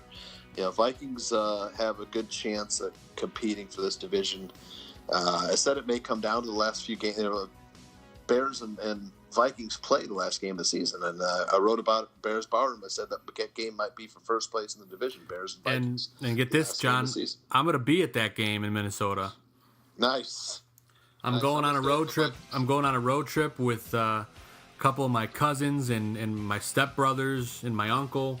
It's going to be a good time. Man, if anyone drops out, you know who to call. you got it, bud. But that's going to be an awesome one. But back to this game, your guy Adam Thielen just continues to be an absolute monster. Man. He's my number 1 ranked receiver again this week with good reason. He's been on fire. Stephon Diggs is a great play here too against the Lions. Yeah, Lions have a really good pass defense though, but Adam Thielen just been great. I'm glad he fell into my lap in one thing, Joe. Yeah, he did. Just fell into my lap. He was sitting there, and I drafted him. It was the 4th round, and just got lucky. But if Detroit has a good pass defense, or one of the top pass defenses in the league. Mm-hmm. But Vikings at home, Kirk Cousins, and the Lions are going to miss Golden Tate. I know Jones and Galladay are going to get all of the play. Yeah. But I just don't think they can hang with Minnesota. I think this is where the Lions kind of start a downward turn. Yeah, I don't think they can hang either, and I do think Latavius Murray is probably the difference in this game. I think he's going to run all over these Lions. I think it's going to be a great game for him. So definitely fire him up. We know Dalvin Cook is still banged up. He's not right. So, Latavius Murray is going to be the lead dog here. Right. But on the Lions side of the ball, you talked about Galladay. You talked about, Marvin Jones. Kerryon Johnson's worth talking about too. He seems to finally be turning a page. And, he might have a decent game here too. He might get some, maybe one goal line touchdown and maybe close to 90 to 100 yards. So I like Kerryon Johnson here too. I do too. He's the most talented back on there, and he could have a good game. And which I like him in this game, which means that LeGarrette Blount will probably get 2 touchdowns after Kerryon Johnson drives him down for one. But yeah. I tried to draft Kerryon Johnson too at the beginning of the year. It was a guy I kind of liked. I thought if the Lions finally get a 3-down running back, they could be a pretty dangerous offense. So it took a while to get rolling, but I'm sure people who drafted him and held on to him and didn't give up on him, they are happy fantasy owners right now. Yeah. Speaking of giving up on guys, Joe, your last article too. One of the guys that I've given up on players, man, this year too, that I probably shouldn't have. 2 of them were, one of them was Latavius Murray, the other one was Chris Carson. I just didn't have the patience. And, sometimes with those rosters, Lottery League doesn't have large rosters. Sure. It only got 15 slots. You're just like, I want to take a gamble on someone else. This guy's not doing anything. He's sharing the load with 3 guys. Or it's backing up Dalvin Cook. But you and I talked about it before. We did. Patience. Stressing patience with, especially running backs that are, scarce. Guys who, even sometimes it happens. Wide receivers this year, it was Larry Fitzgerald, where people are dropping. Now he's starting to come to life. If you're patient.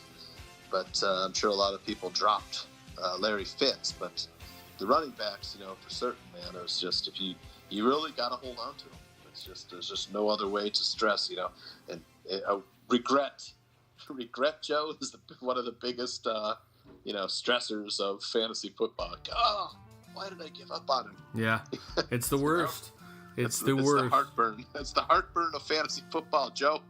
Yep, it's for sure. And we both like the Vikings in this game, and yeah. Let's move on to the next one. But I'm with you, John. I mean, some of these things are heartbreakers.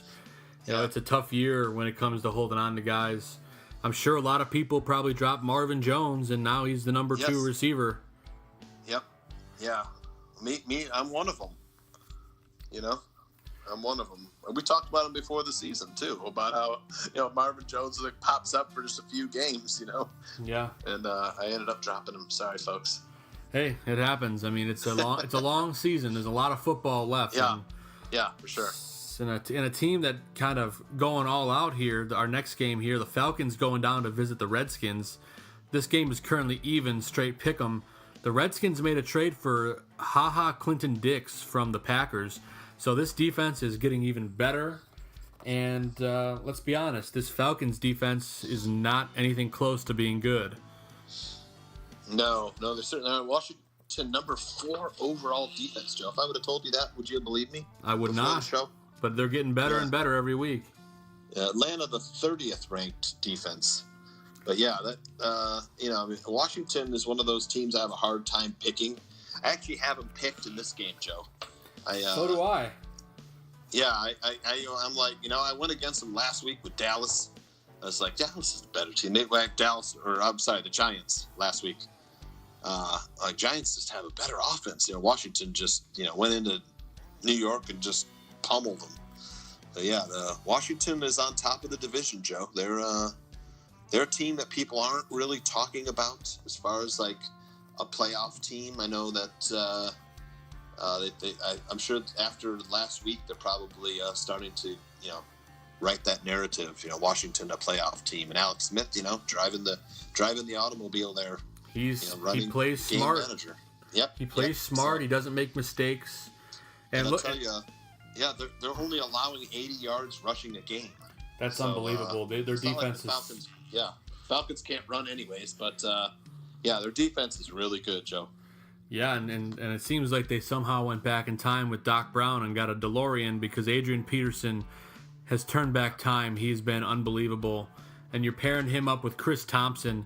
I mean, these are two guys that are pretty much must-starts now. And, it's weird that the guy that's the least performer on the Redskins is Jordan Reed. He seems to fall off the face of the earth. Yeah, it's funny you should mention him, because I heard that their coaching staff, talked to him about getting him more involved in the game plans. So you may see an uptick in Jordan Reed's plays this week. This week has a good start for a tight end against Atlanta. Atlanta's middle of their defense with Keanu Neal and Deion Jones out for the season. The tight ends have been going nuts. So Jordan Reed, a great start this week. If Draft Dr. Phil's listening to the show, he's gonna. Washington Shane and Draft Dr. Washington has a good defensive line led by Jonathan Allen and the other kid's Deron Payne. Mm-hmm. They're both from Alabama defensive linemen, and those guys are really playing well, Joe. They really are, and this Falcons team is not. Their offense is fine, but their defense just is not getting it done. But I mentioned in my article this week, which you'll see tomorrow, Tevin Coleman is not getting involved in the passing attack like we thought he would. He's only got 6 targets through the air the last 3 games, so he's getting like 2 targets a game. I think if they want to start getting the ball down the field, they got to start throwing to Tevin Coleman in the backfield. Yeah, I think that's going to be – you're going to see that this week, because they can't run the ball against Washington. So you're going to see the Tevin Coleman get back, and they're going to try and pass it to the back on the backfield. But, Washington, like we said, Washington has got a really tough defense. I mean, I hesitate to start, Matty Ice and those guys. I'm not sure that they're going to put up the kind of points that you want for a fantasy week from your Atlanta players. I don't know. What do you think, Joe? Yeah, I don't think so either. I think the only guys that I would even, well, you're not benching Julio. It's just not going to happen. But I think Mohamed Sanu and Calvin Ridley are both good plays here. I know that Julio's going to attract a lot of attention. I think Sanu's probably the guy this week that has a nice time, especially with all these guys on buys. So if you have Mohamed Sanu, I think you got to fire him up. Right, Atlanta coming off the bye, so hopefully they're well prepared to face the Washington defense. That's what you got to hope for. But I'm not sure it's the best matchup for your Falcons fantasy players. I would agree with that, and we're both taking the Redskins here, John. And let's move into the next matchup. Fitzmagic is back in Tampa Bay. The Buccaneers going down to play the Panthers in Carolina, and this is the pick of the week for our friend Jeff Schwartz. He's going with Devin Funchess here against the Bucks, and that secondary is terrible. So I love that call. Yeah, speaking of guys you should give up on, one guy I dropped was Fitzpatrick once Winston became the starters. But, Joe, you win some, you lose some. That's right. I'm going to take the Panthers, Joe, -7. Yeah, I went back and forth on this one. I'm having a hard time. I got the Bucks +7, and I just, based off nothing other than a gut feeling, because that Fitzmagic is back. These guys are riled up. Yeah. I think they're going to come hungry, but I still think it's going to be a great game. I think the Panthers probably win, but I think it's by a last-second field goal. We were on opposite sides of the Carolina game last week. I took the Panthers. I had a feeling the Panthers are starting to play well. They are. So I'm going to stick with Carolina. But like you said, I mean, this could be like a shootout, and Carolina maybe pulling ahead towards the end, and Tampa Bay keep a last minute field goal or touchdown keeps them. They get within the 7, but. For the time being, I'm going to go with Carolina and maybe see what Uncle Mike has to say. Yeah, I'm interested to see what he says because, Cam Newton's a great play here. Anybody you can get against the Buccaneers. I don't think there's a better play in this game than Christian McCaffrey going against the Bucs. I mean, he is a PPR machine, and I think he's going to be very, very busy. Same thing on the Buccaneers side of the ball. Ryan Fitzpatrick is a decent start with all these guys on buys.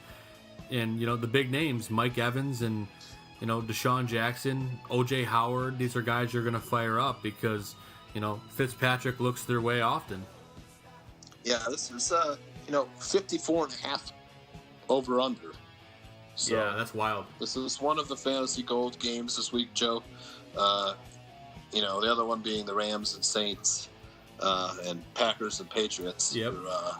Those are the only 2 games that have a higher over-under, I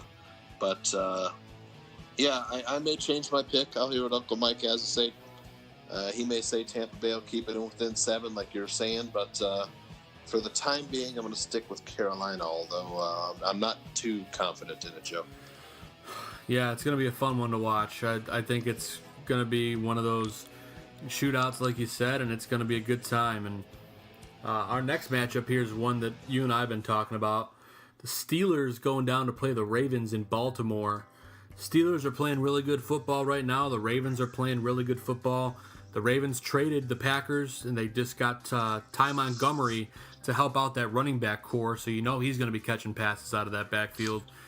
I'm taking the Ravens 2.5-point favorites at home. That defense is just so good. I actually have the Ravens too, Joe. I'm not super confident in it. Ravens terrible on the road. They've lost, 3 of their 4 losses have come on the road. Pittsburgh also not good on the road. We've all heard about Ben Roethlisberger on the road. Yep.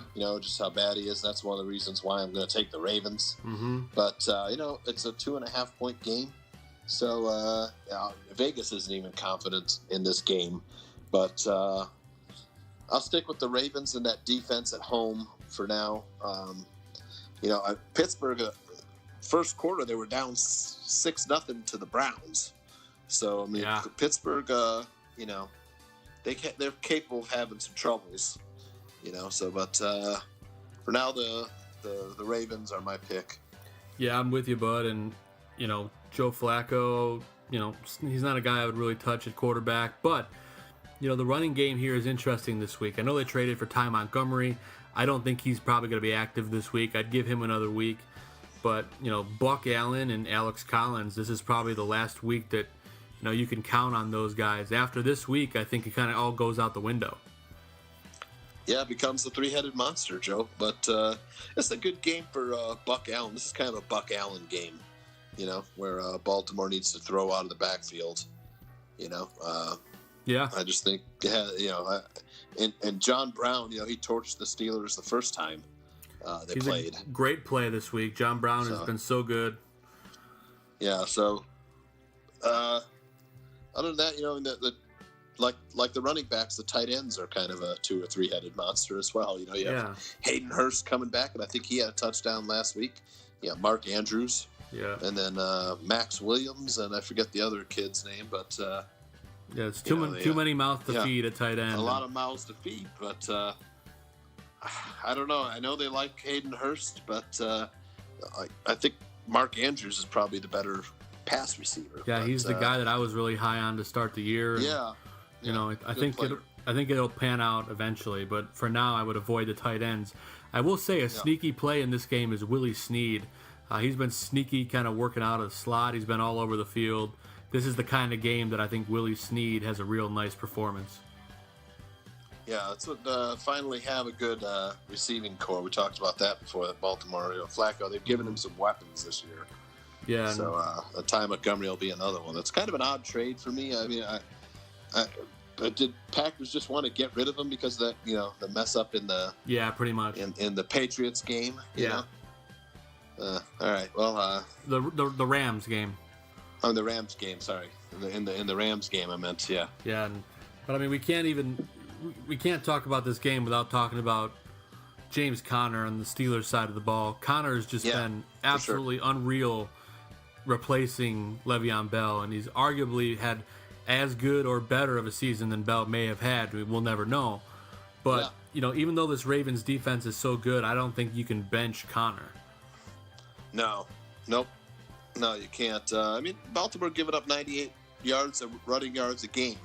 And if the Steelers are smart, they'll get Conner involved. And I think you're absolutely right that Conner is having as good of or better a season than Le'Veon Bell. He might be having a better season than Le'Veon Bell would have had this year. So definitely the Steelers are, if they're smart, they'll keep rolling with Conner and invest in him. He's the future.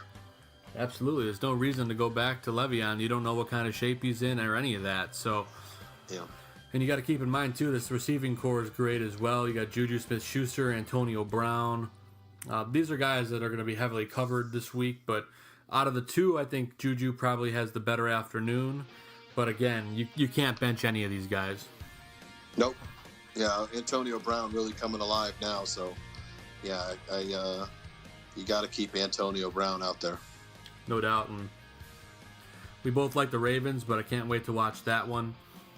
Yep. Moving into our next matchup here, John, the Texans. This is the first afternoon game. The Texans are going down to play the Broncos in Denver, and these two made a trade this week, John. The Broncos traded Demaryius Thomas to the Texans to replace injured Will Fuller, who's been placed on IR. This is an interesting one. I don't imagine Demaryius Thomas will have a whole lot of playing time in this one, but this is straight pick'em right now, John. Yeah, it was an odd trade. I mean, what? You don't trade your guy the week before you play the team. Demaryius Thomas knows the whole playbook. He knows all the calls on offense. But anyways, hey, I'm not a GM. But it didn't make a lot of sense for me. If I was Denver, I would have. I know at the trading deadline, I would have. If there were other offers, I bet. Hey. Maybe he was going to be a free agent, John, and it's essentially a rental for the Texans. Yep, and I'm not sure what the Broncos' record is, but I guess maybe they're not playing for the playoffs. I don't know. Maybe they just think they don't have any chance at the playoffs, and it doesn't matter. But then, they also released Chad Kelly, who could have been a future quarterback. Had a little bit too much to drink at a Halloween party, I think. Is that the story? Yeah, something like that. Yeah, a kid I kind of liked in college, but it's an odd trade. He's not going to be able to do anything. And I'll tell you, I had Will Fuller, and I played him last week, and he went nuts, and then he tore his ACL. So I can't have nice things, Joe. But nope. Will Fuller gone. And that was what I was talking about, where I looked and I added a player, who I thought had a great matchup for the rest of the season, at the wide receiver position, and these guys we could talk about. You mentioned one of them is Cortland Sutton, who's in this game. Yep. And he's going to be a player to watch. He's going to take all the targets that Demaryius Thomas is getting, and Manny Sanders becomes more valuable. You should be starting him anyways every week. I mean, Sutton had I think 4 catches, 58 yards, and a score. So I mean, he's gonna get close to 9 targets a game, and probably he's gonna get some 100 yards games here. So pick him up. Yeah, I didn't have a high enough waiver priority to grab him. I wanted to. I put in a claim for him. I tried too, bud. You tried as well, but because you and I both thought Demaryius Thomas gone. Cortland Sutton is a beast, Joe. He's big, he's fast, he's strong. Once he figures out how to play the wide receiver position in the NFL, this dude's going to be every bit as good or better than Demaryius Thomas, so watch out next year. Yeah, but definitely fire him up this week against the Texans. I love him.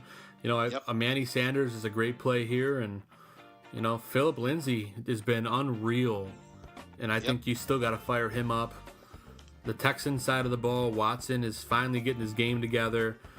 This receiving core, I don't know how much of the playbook Demaryius Thomas is going to know. Probably not much, but Right. you can't go wrong with DeAndre Hopkins here.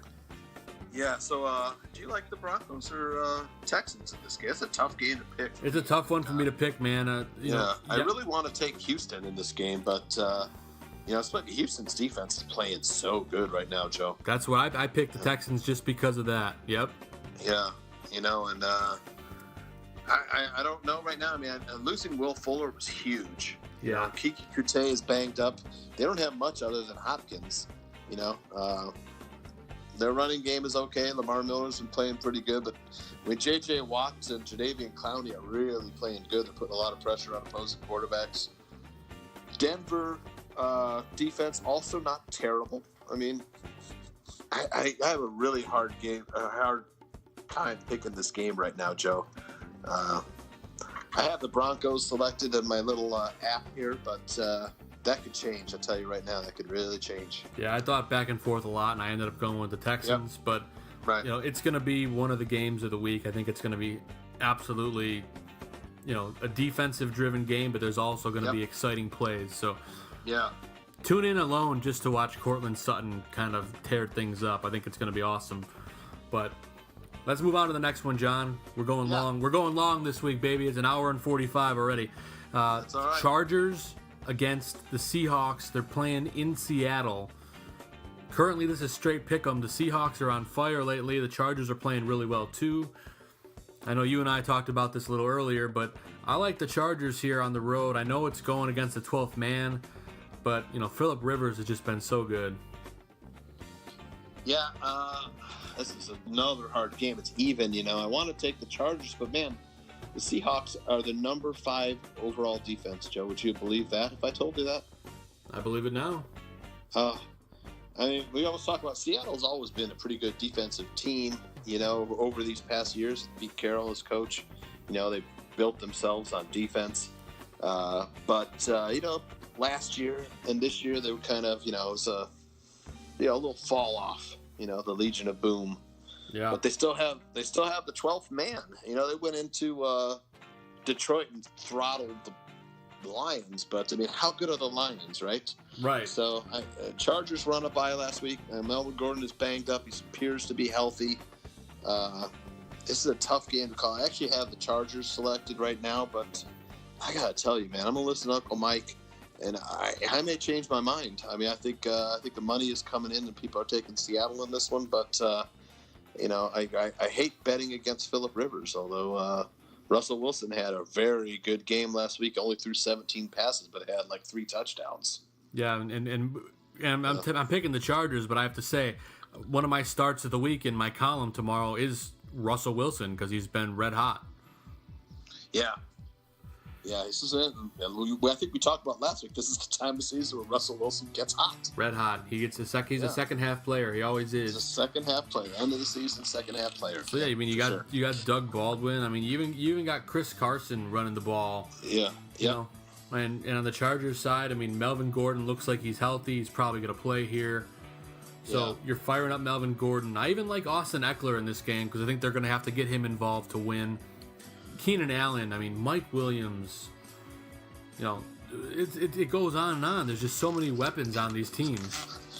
Yeah, Tyrell Williams also been pretty hot recently at the deep ball, but, Seattle not giving up a lot of deep plays, so the more I talk about it, the more I like Seattle. As far as fantasy, I don't know if this game's going to be that high of a scoring game, Joe. These are 2 pretty good defenses. Yeah, but I tell you one thing, it's going to be a heck of a afternoon game for sure. Yeah, but it's going to be a really good game for sure, Joe. But I don't know if there's a better game on the schedule than the one coming up next, John. And I'm talking about Sunday afternoon, the Rams going down to New Orleans to play the Saints. Oh, yeah. I mean, this is going to be, they might score 9 billion points in this game. Currently, the Saints are sitting as a 1-point favorite at home. Yep. I know I'm probably in the minority, but I got to take the Saints here. They're just playing so good.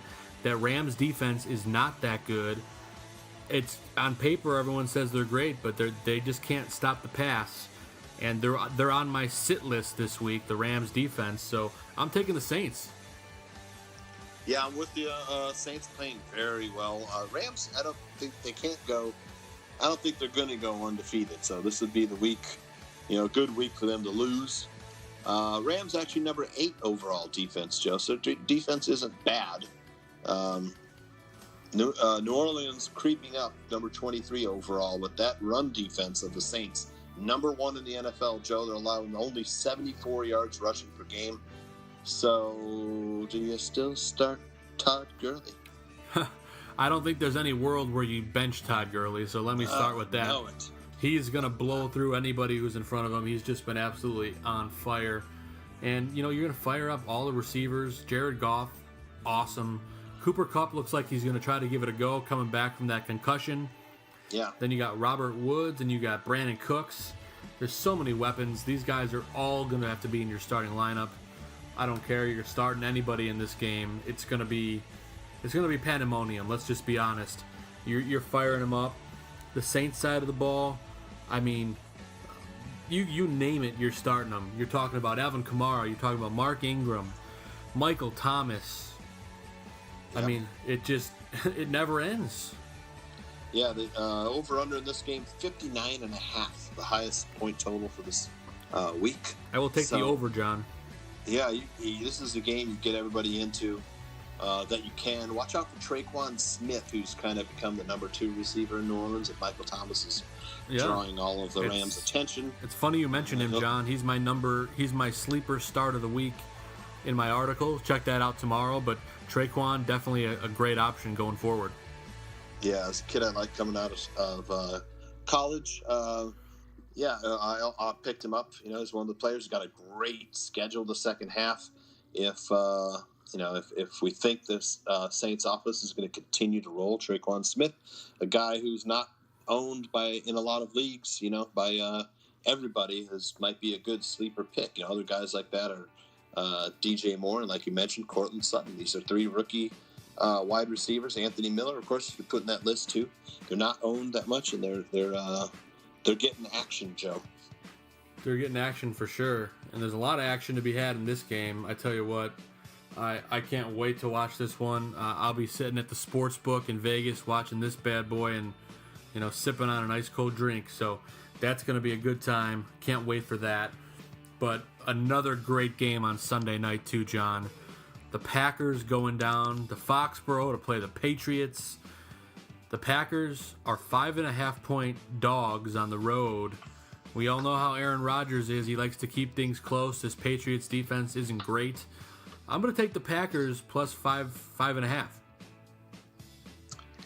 Yeah, this is a tough one for me. I really want to take the Packers plus the points too. And right now I have the Patriots covering. I don't like that pick though. I want to wait till I hear Uncle Mike. Yeah. On Friday morning, but I'm not going to disagree with you, Joe. Last week the Packers covered against the Rams, although we had that controversial ending with Todd Gurley. Where the Rams would have covered.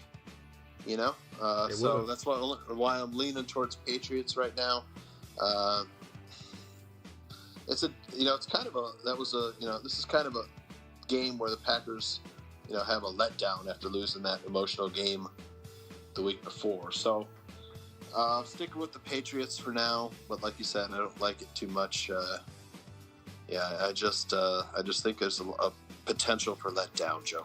I'm with you, man. And we have to talk a minute about the departure of Ty Montgomery, which leaves things wide open for Aaron Jones. I mean, you got Jamal Williams as well, but Aaron Jones is the best back in Green Bay, and everybody except Mike McCarthy knows it. Somebody has to pick up those catches out of the backfield that Ty Montgomery had, and that guy is going to be Aaron Jones. I just think he's going to be the guy, and people are not thinking about that, especially in PPR leagues. Aaron Jones, the rest of the way, is a top 10 running back. Take it from me. I'm saying it right now. Yeah, it's a good call. He's definitely the more talented back. Jamal Williams is McCarthy trusts him out there. Williams not a bad receiver either, but I think guys that are going to benefit from Montgomery leaving are Aaron Jones and of course Jimmy Graham. Yeah. Jimmy Graham He's going to get a few more targets with Montgomery gone. And then now they're starting to get healthy on the outside with Devontae Adams and Geronimo Allison. So, Aaron Rodgers getting all of his weapons back.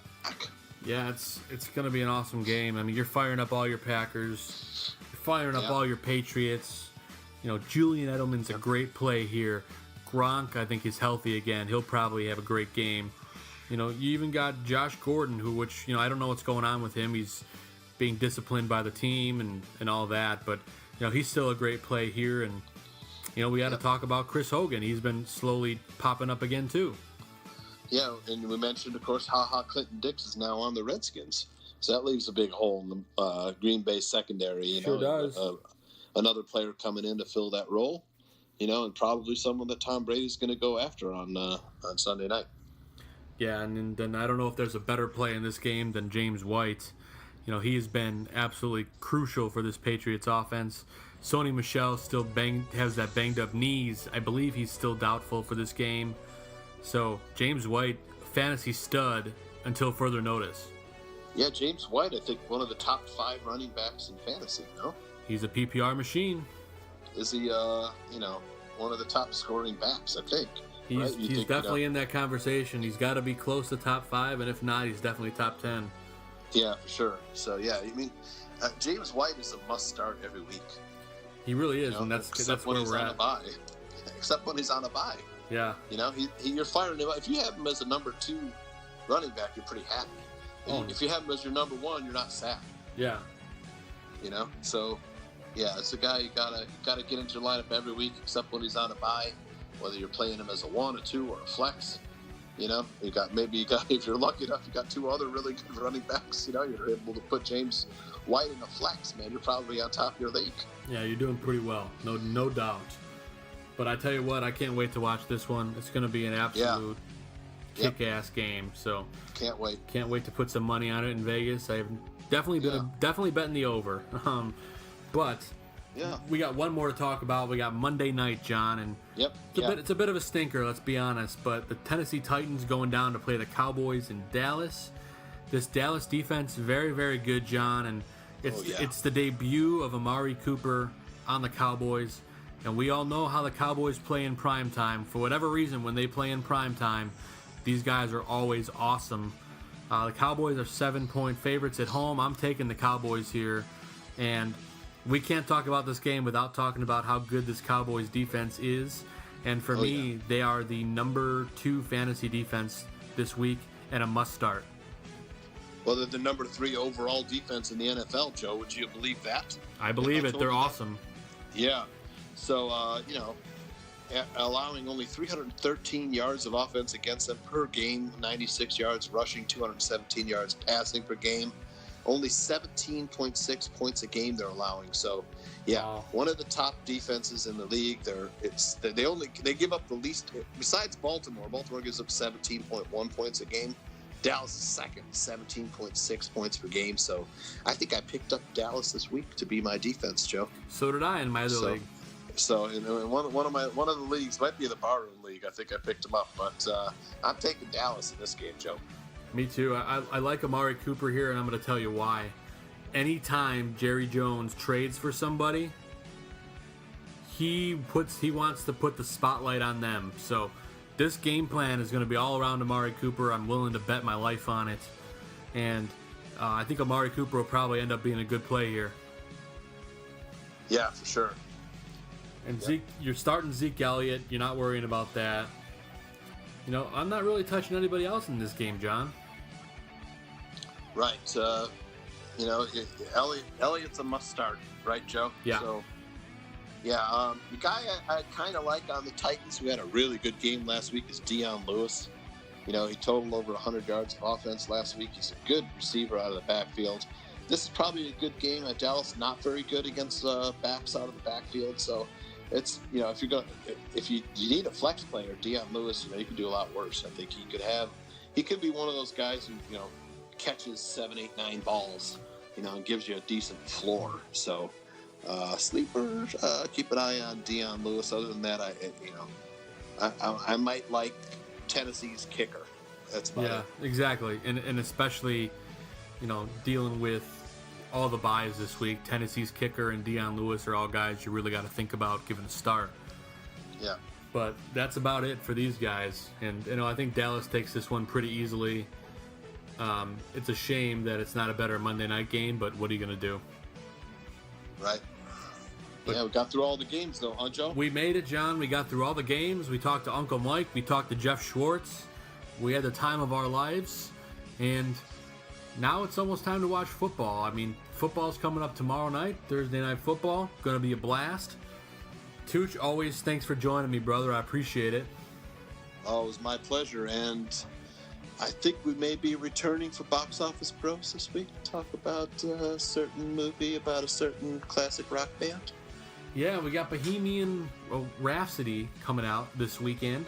Hopefully we can get around to it next week. I don't know if I'm going to be able to see it when I'm in Vegas, but I definitely want to review that one. Yeah, I do too. It's supposed to be really good, and maybe if Draft Dr. Phil is listening, Draft Dr. Phil, open invitation to come on Box Office Bros to talk about Freddie Mercury and the band. Yeah, hopefully we can make that work, and for everyone else listening, make sure you check out everything on the Bears Barroom. Thanks again to Aldo for letting us do this wonderful thing we call Fantasy Football Goon. And check out all the other Barroom shows. I mean, we got all these great shows. Yep. I mean, you can't even... You got Bears Hour Live. You got 100 Proof. 100 Proof was great this week, man. Classic episode. If you haven't listened to it, man, I laughed out loud so many times. Shows. Great episode. Yeah, check that out. You got Buffon 55. Oh, yeah. You got Talk It Out with Trey Busy. You got Fantasy Football Goon with us. You got Uncle Mike on Friday with the Mike North Advantage with him and Aldo. Yep. And on Sunday, you got the Barfly Tailgate Show, man. We have a good time on Sundays. Yep, Bears on Tap right after the Bears game Sunday night. It's a full lineup. There's tons of great shows. Make sure you guys tune in. Thanks again to everyone for tuning in to Fantasy Football Goon. God bless America. God bless football. Let's kick some ass. Let's get a victory this week, everybody. So long, farewell, I'll be there saying goodnight. I hate to go and leave this pretty sight.